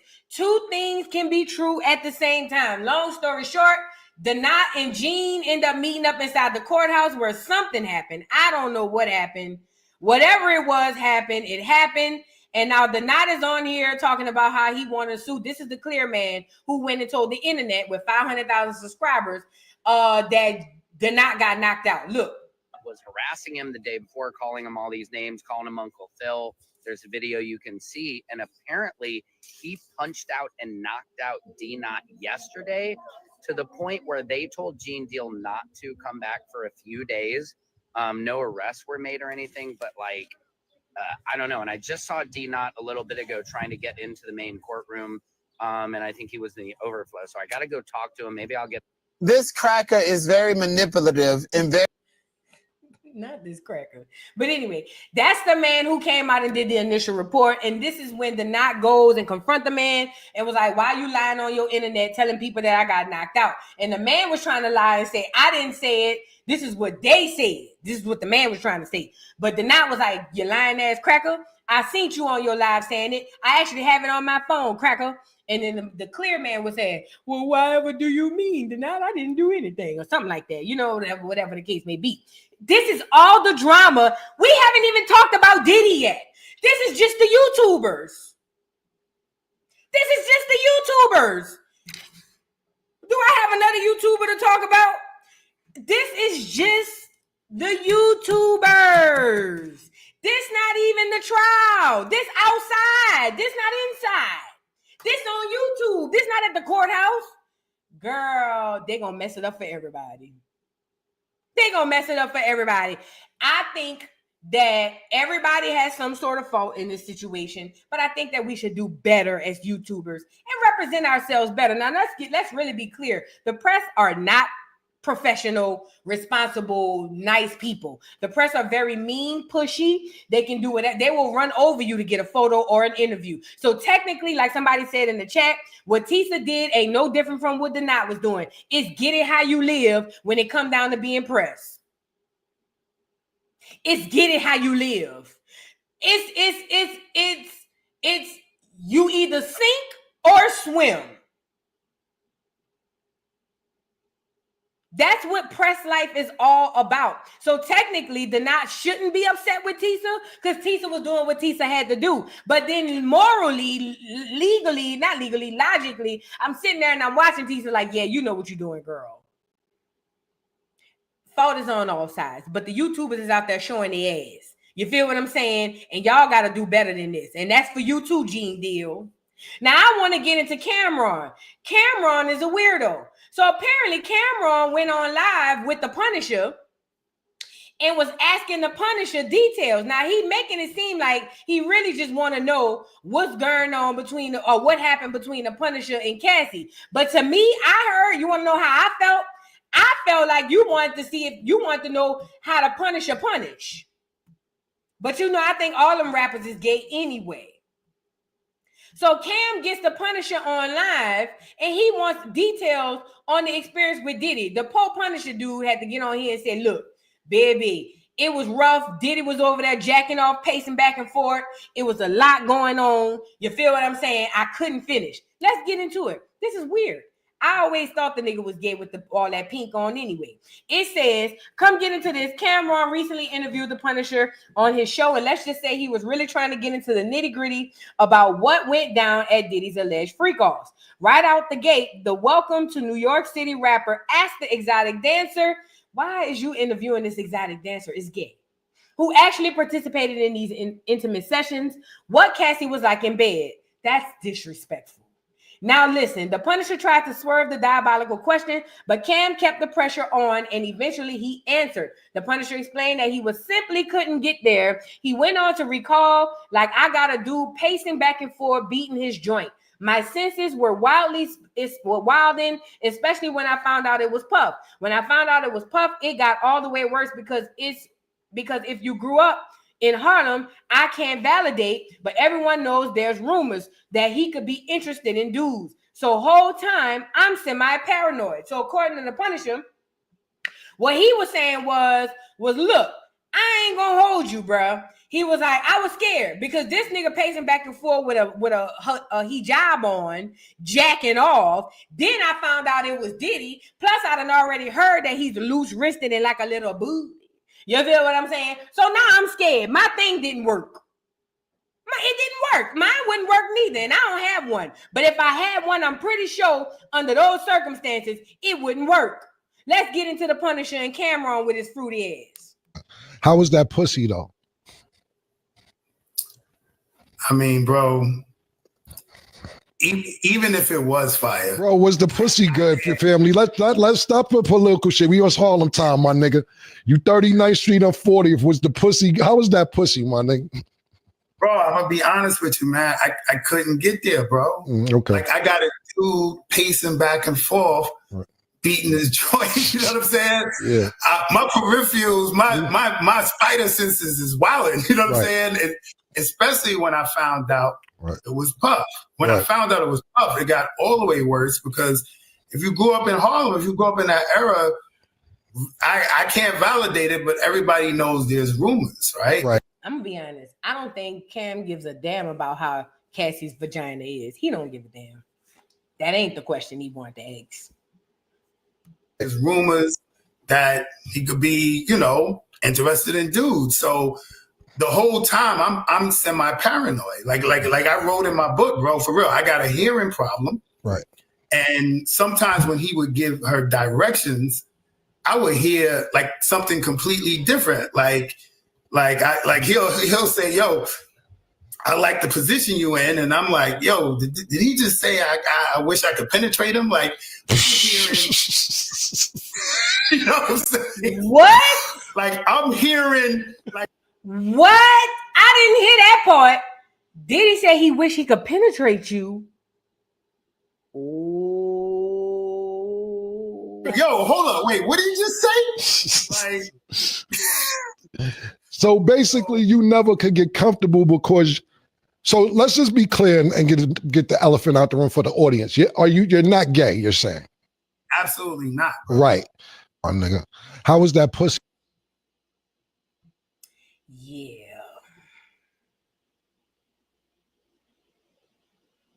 I believe him. Could you imagine? I'm not even a man. But if I was a man and somebody called me over and paid me good money to come screw their old lady, and the next thing you know, all you hear in the corner, take that, take that, take that, take that. Ooh, I wish I could penetrate that nigga. Nigga, what? Nigga, what? You wish you could do what? I'd have turned the lights on. Hell no. Party over. Turn these damn lights off. Nigga, no, turn them on. I'm on my Maxine Waters. What did you say? Look them in the eye. Come on, hold your face up. Look at him. Let him see you. This is him. Look at it. What's your name? Tell us your name. Give me that ID again. Giving you the ID I showed it to you. So what? I showed you the ID. You do what? I showed you the ID. Could you let me see the ID again? Huh? No. No? Will someone else ask him for the ID? Will you ask him for it? He won't let me see it again. You didn't see it. You didn't see it. They didn't see it. Girl, do you know how fast I would have turned into Maxine Waters if I was a man and this nigga in the corner? No, I'm sorry. Get me up here. Let me do it right.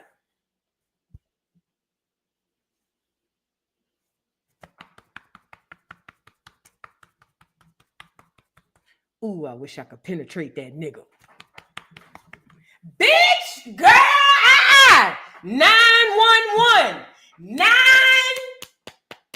Girl, about to break my phone trying to dial 911. Girl, hold on. I'm about to mess all the touchscreen part up. Have you lost your motherfucking mind? Nigga, you said what?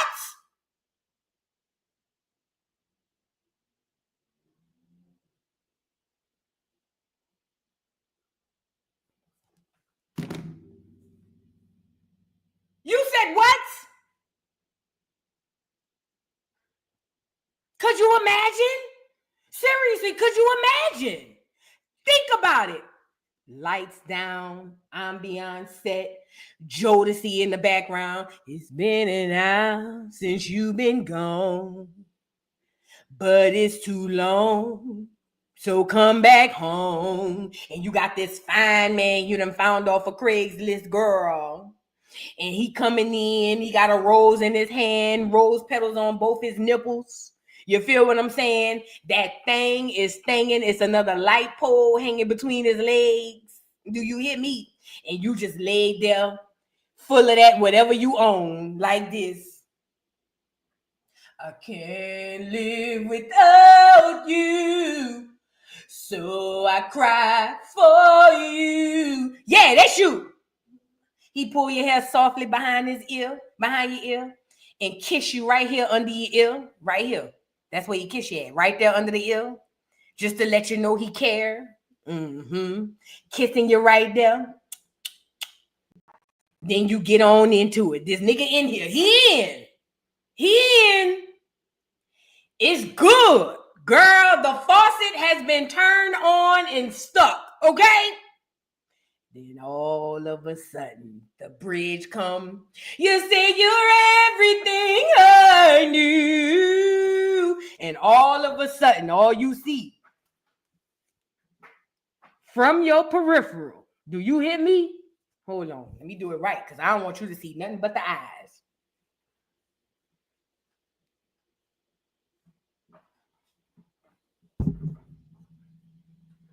Then all of a sudden, all you see from your peripheral is Sub-Zero in the corner like this.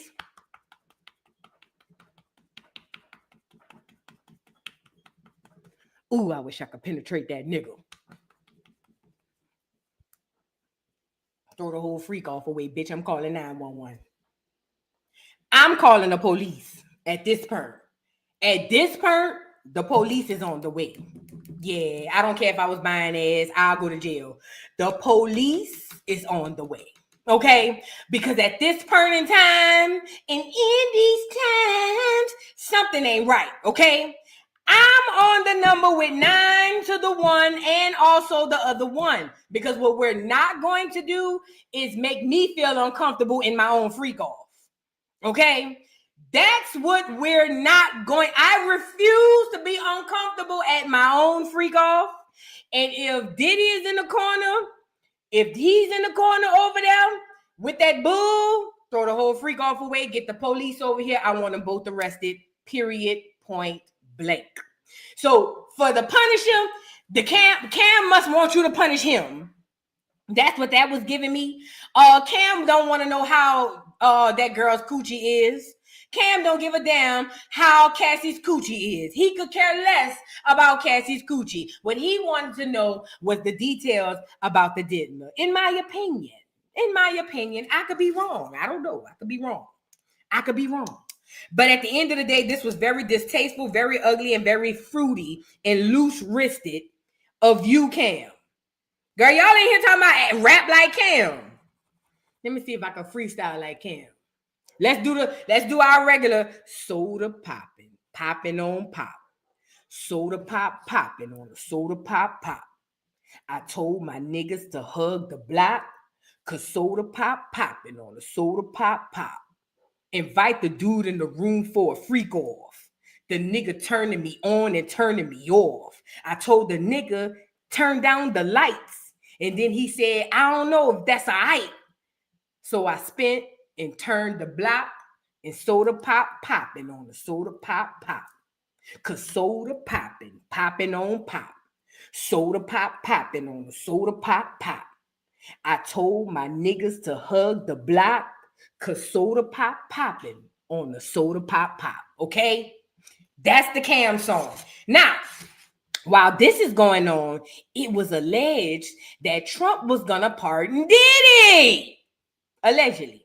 Now, Trump been out here signing that little pen all over the place, telling everybody that he gonna pardon Trump over. No. Saying they asked him would he pardon Diddy, and he said, I don't have no problem with Diddy. And then 50 Cent came over there hating. Leave Trump the 50 to not only jug the knife in this nigga bike, but to also turn it and skirt like that. So they asked Trump what he thought about the Diddy situation and would he pardon Diddy. And Trump was like, well, shit, I don't know. I might pardon that nigga. You feel what I'm saying? This depends. If I smoke my little weed, you know what I'm saying? I might be feeling good. I might just want to stroke the pen right quick. I might, pardon that nigga. And then 50 came out and said, Trump, that nigga don't rock with you, and shared an old video. Now, first of all, let me see if the video of Trump talking about the pardon is on here. You mentioned once in 2012 that Diddy was a good friend of yours back then. He has since found himself in some very serious legal trouble. Yeah, that's true. Would you ever consider pardoning him? Well, nobody's asked. You had to be the one to ask, Peter, but nobody's asked. But I know people are thinking about it. I know they're thinking about it. I think some people have been very close to asking. First of all, I'd look at what's happening. And I haven't been watching it too closely, although it's certainly getting a lot of coverage. I haven't seen him. I haven't spoken to him in years.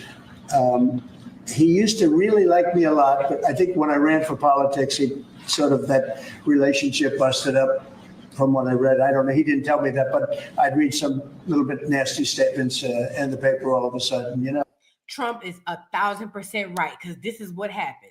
Your celebrities know they all you Negroes, most of you Negroes are left-leaning, and y'all probably ain't gonna go no further than the left, right? So what the celebrities do to make sure that you stay in their back pocket is they go pro-left. So they pro-Kamala, they pro-Joe Biden, they because they know most of you Negroes like them clear folks.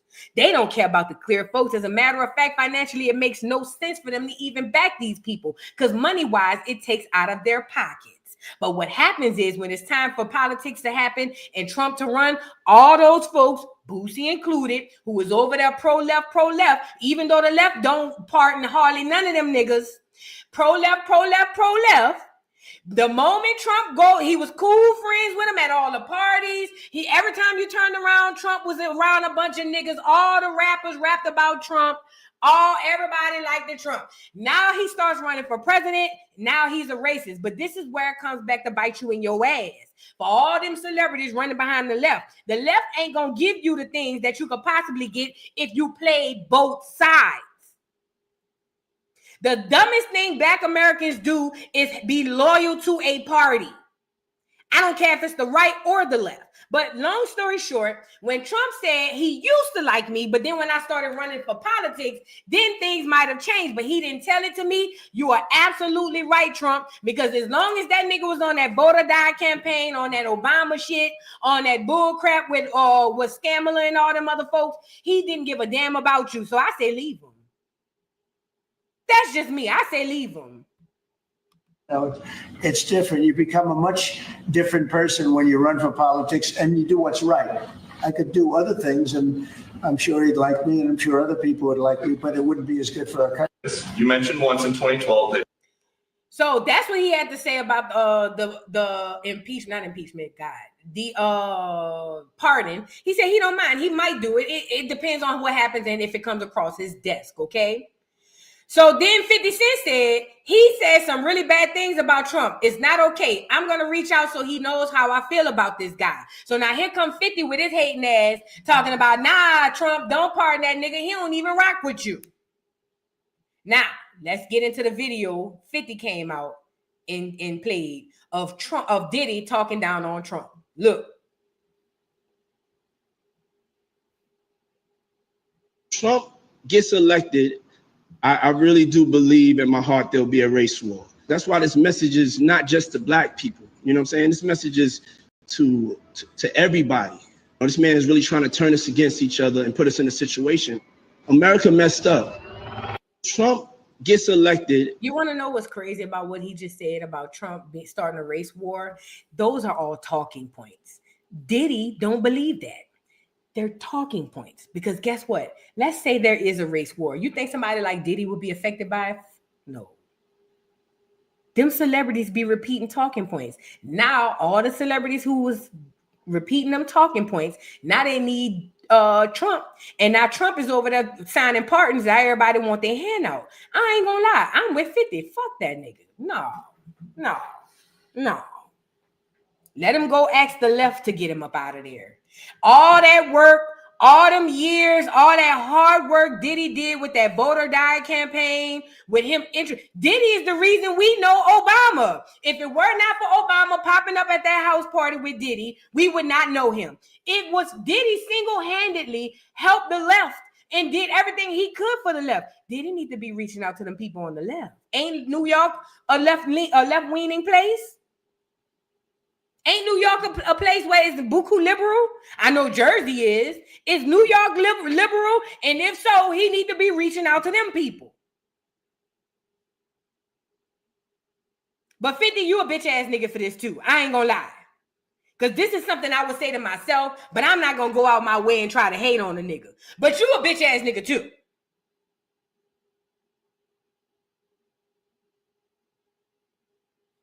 You know? And on top of that, we got Suge Knight speaking out on Diddy's behalf, talking about how they should let Diddy talk and explain himself, and he's not such a bad guy. I've been told y'all the Diddy versus Suge Knight thing was all a stage play. Whole nother story. Either way, 50 came in hating or whatever the case may be. Now we about to jump on this M.I.A situation. Shout out to Armand Wiggins. Armand, and I know he didn't watch my broadcast because he was in the court. Armand said exactly what I said yesterday. Let's really be clear about this. M.I.A, Capricorn, Clark, all them people were, matter of fact, Armand said it and he summed it up the best. All those people around Cassie was running behind Cassie to take her spot. And Cassie at that time was running behind Kim to take Kim's spot. But the whole time Kim was trying to run away from every damn body and didn't even want her spot. Okay? That's literally what's going on. M.I.A slept with Diddy behind Cassie's back, and that's what Diddy held over her head the whole time. I told y'all yesterday, M.I.A wanted Diddy. M.I.A was gonna slither her clear ass in and take Diddy. This was her plan. I'm clear. Cassie's a beautiful girl, but I'm clear. I'm going to come in, I'm going to get the job, I'm going to sleep with him, I'm going to flirt with him, and at some point, he's going to choose me over her because I'm clear. She's racially ambiguous, yes, but I'm clear because typically that's what happens. But M.I.A was there to take Cassie old man. That's why M.I.A was there. Diddy knew that. That's probably why Diddy didn't like her, because he knew that she liked him. You're a billionaire. You want to chase. You don't want to just have some shit dropped off in your lap. You a whole damn billionaire. The fuck? Why would I look like going with a bitch chasing me? The fuck? You see what I'm saying? So if you ask me, this is just me. If you ask me, Diddy knew that M.I.A liked him. Diddy also knew that M.I.A wanted to with him like that real heavy. And I think that Diddy played her to the left because of it. And he also held it over her head. You keep X, Y, and Z in. I'm going to tell Cassie, that's supposed to be your friend, huh? That's your sister? Good. I'm going to tell her you slept with me. And she knew once Cassie want to cut her off, you're done. That's why, because listen, think about what I'm saying here. A man R-words you. Typically, it's hard to even find this man unless he's a family or friend or something like that after that happens. Not only does he R-word you, he turns around and take that R-word and holds it over your head to threaten you with. Think about it. I need everybody to turn the thinking caps on. Think about this. According to M.I.A, she said Diddy R-worded her. But then she was afraid for Diddy to tell Cassie that they slept together. Girl, I would have been like, go tell her. Because I'm going to tell her that you R-worded me.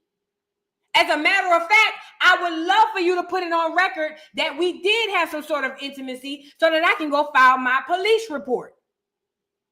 But the reason she was afraid of Diddy was because she knew that Diddy didn't R-word her. Matter of fact, she didn't come up with this R-word allegation till June of last year. She had a whole lawsuit where she was asking for millions of dollars, settled for hundreds of thousands. And even in said lawsuit, she didn't bring nothing up about no doggone R-word. She was an op sitting right under Cassie's nose. If it was a snake, it would have bit Cassie. Cassie had a whole bunch of people around her who admired her and even worse, envied her. They didn't see everything. All they saw was, yeah, she getting her ass whooped, but damn, this nigga just blew $1 million on her in the mall. I mean, yeah, he did kick that bitch in the bike, but damn, he just flew this bitch out to Paris. Got her a whole island for the weekend.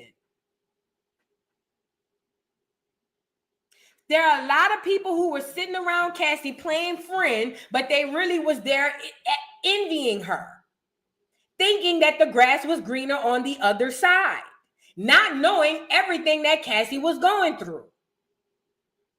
I told y'all yesterday, before Armand came on yesterday evening and told y'all, I told y'all what I said, and I said what I said because I'm a very good judge of character when it comes to people. Mia wanted Cassie's spot, in my opinion. Mia didn't mind coming in and busting it open for Diddy. He's a billionaire. Bitch, I would have busted open for him too. Are y'all okay? I'd have let him hit too. He a billionaire. All right, now are we gonna be real on here or we gonna play? If that nigga would have hired me and tried to get in my pants, he would have got in them. He's a billionaire. Everybody is around Cassie competing over this billionaire, whether it's for something romantic or not. Everybody is around competing for this billionaire. Everybody. Everybody running behind billionaire, millionaire, whatever heir Diddy, because they want something from Diddy. Every single person. Women are sometimes, the one time women are more competitive than men, because men are very competitive. But there's the one time that I can put my neck on the chopping board and tell you women are much more competitive than men when it comes down to a woman fighting over a nigga. Women compete with other women behind men, especially one of status, clout, celebrity, and billions. Think about it. Think about it. Think about it. They were competing for Diddy. Even Capricorn Clark, even though I didn't get anything romantic from Capricorn Clark's situation, she still was competing for Diddy. Cassie didn't even realize she was inside of a competition. If it was a snake, it would have bit her.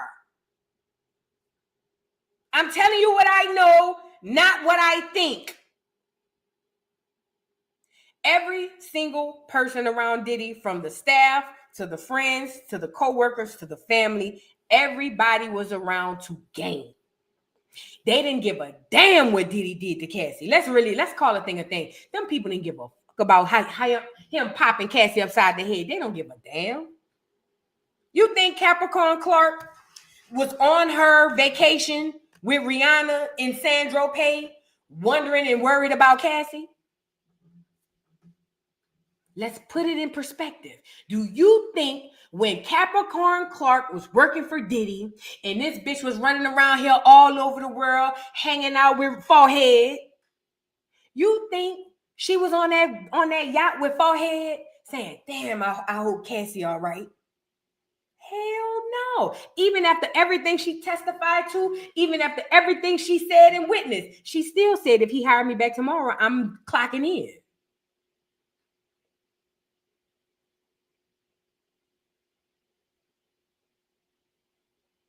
Let's just call a thing a thing. While everybody's trying to make Diddy out to be the lone monster, he's not.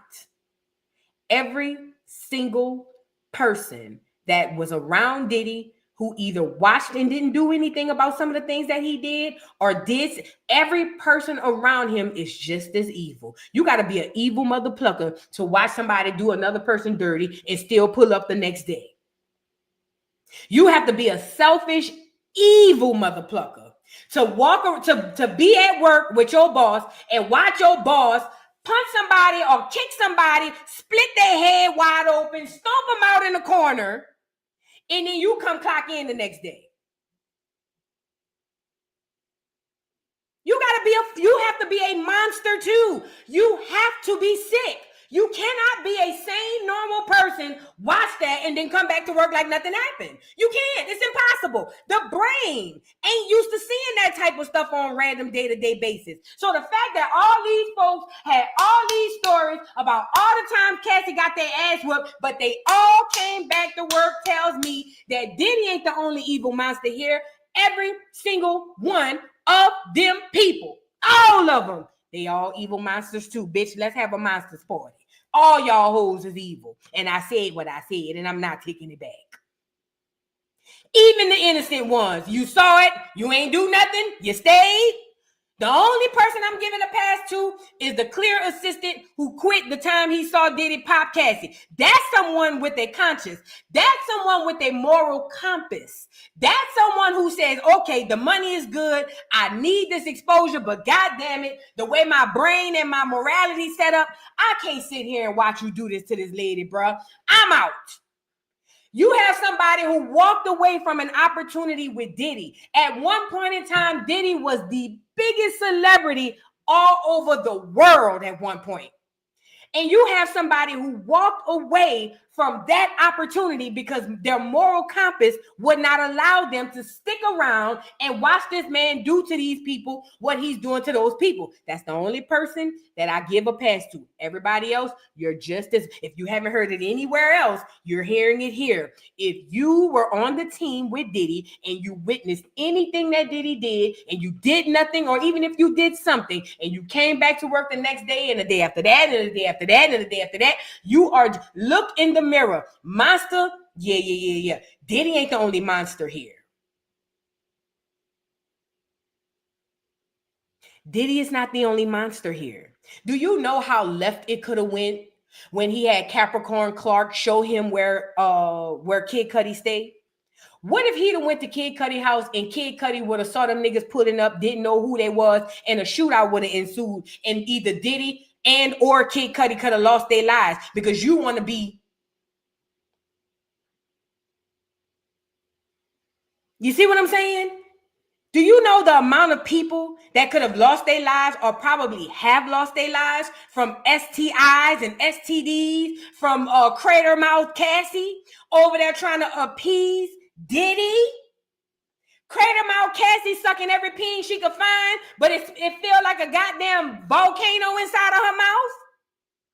How many people could have passed that stuff on, lost their lives, lost their livelihoods, their health? Cassie's a monster.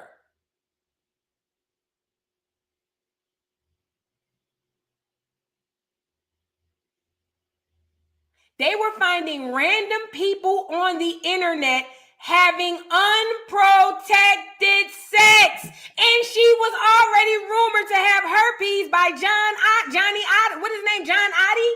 Jonathan Oddie? He got it and went to court and won a whole lawsuit behind them giving it to him. They going online and getting unsuspecting people and they luring them in with money to have unprotected sex. Cassie is a monster. She's a monster. Diddy is a monster. Capricorn Clark is a monster. M.I.A. is a monster. Kid Cudi is a monster. They all monsters. Cassie Mo, monster. You signed your child off to go over there? Now I get it. Once she grown, it ain't much you could do. But I'll be damned. Now you want to come out and talk about how that nigga popped your child upside the head? The way me and my daughter with him around there trying to jump that nigga? Have you lost your rabbit? Bitch, I don't give a fuck if I get beat up, but you gonna know you was in the fight. The way me and my child would have been in the car on the way, girl, I don't give a fuck if the gate is 10 yards long or 10 meters or 10 miles long before you can even get to that nigga. Bitch, I'm waiting on you at the door. You did what to my child?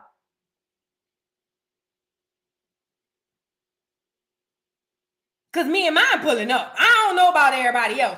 All I know is once my child come home and she got anything on her, we pulling up. Now, however it goes after that, it is what it is. But I got to pull up. They all demons. They all disgusting. And I'm about to show you in black and white exactly what I'm talking about.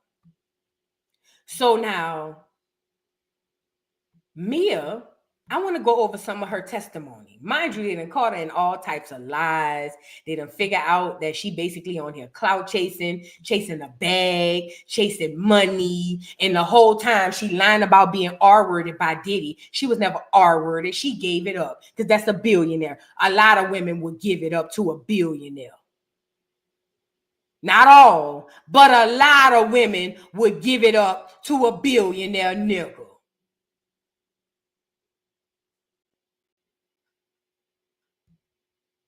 It says, Diddy's trial continue. His former assistant, who is being called Mia while on the stand, is being cross-examined by the mogul's legal team. His lawyer, Brian Steele, brought up some previous text messages Mia sent to Diddy. Mind you, every text message, I love you, I love you, I love you, I love you, I love you forever, I love you, I love you. And I don't want to hear that bull crap in the chat or people talking about, well, people just say that in passing. It's sort of a greeting. It's sort of a this, that, and the third. Not to the nigga who R-worded me. I don't love that nigga. Have you lost your mind? He R-worded me. As a matter of fact, there's no casual setting where those words come out of my mouth.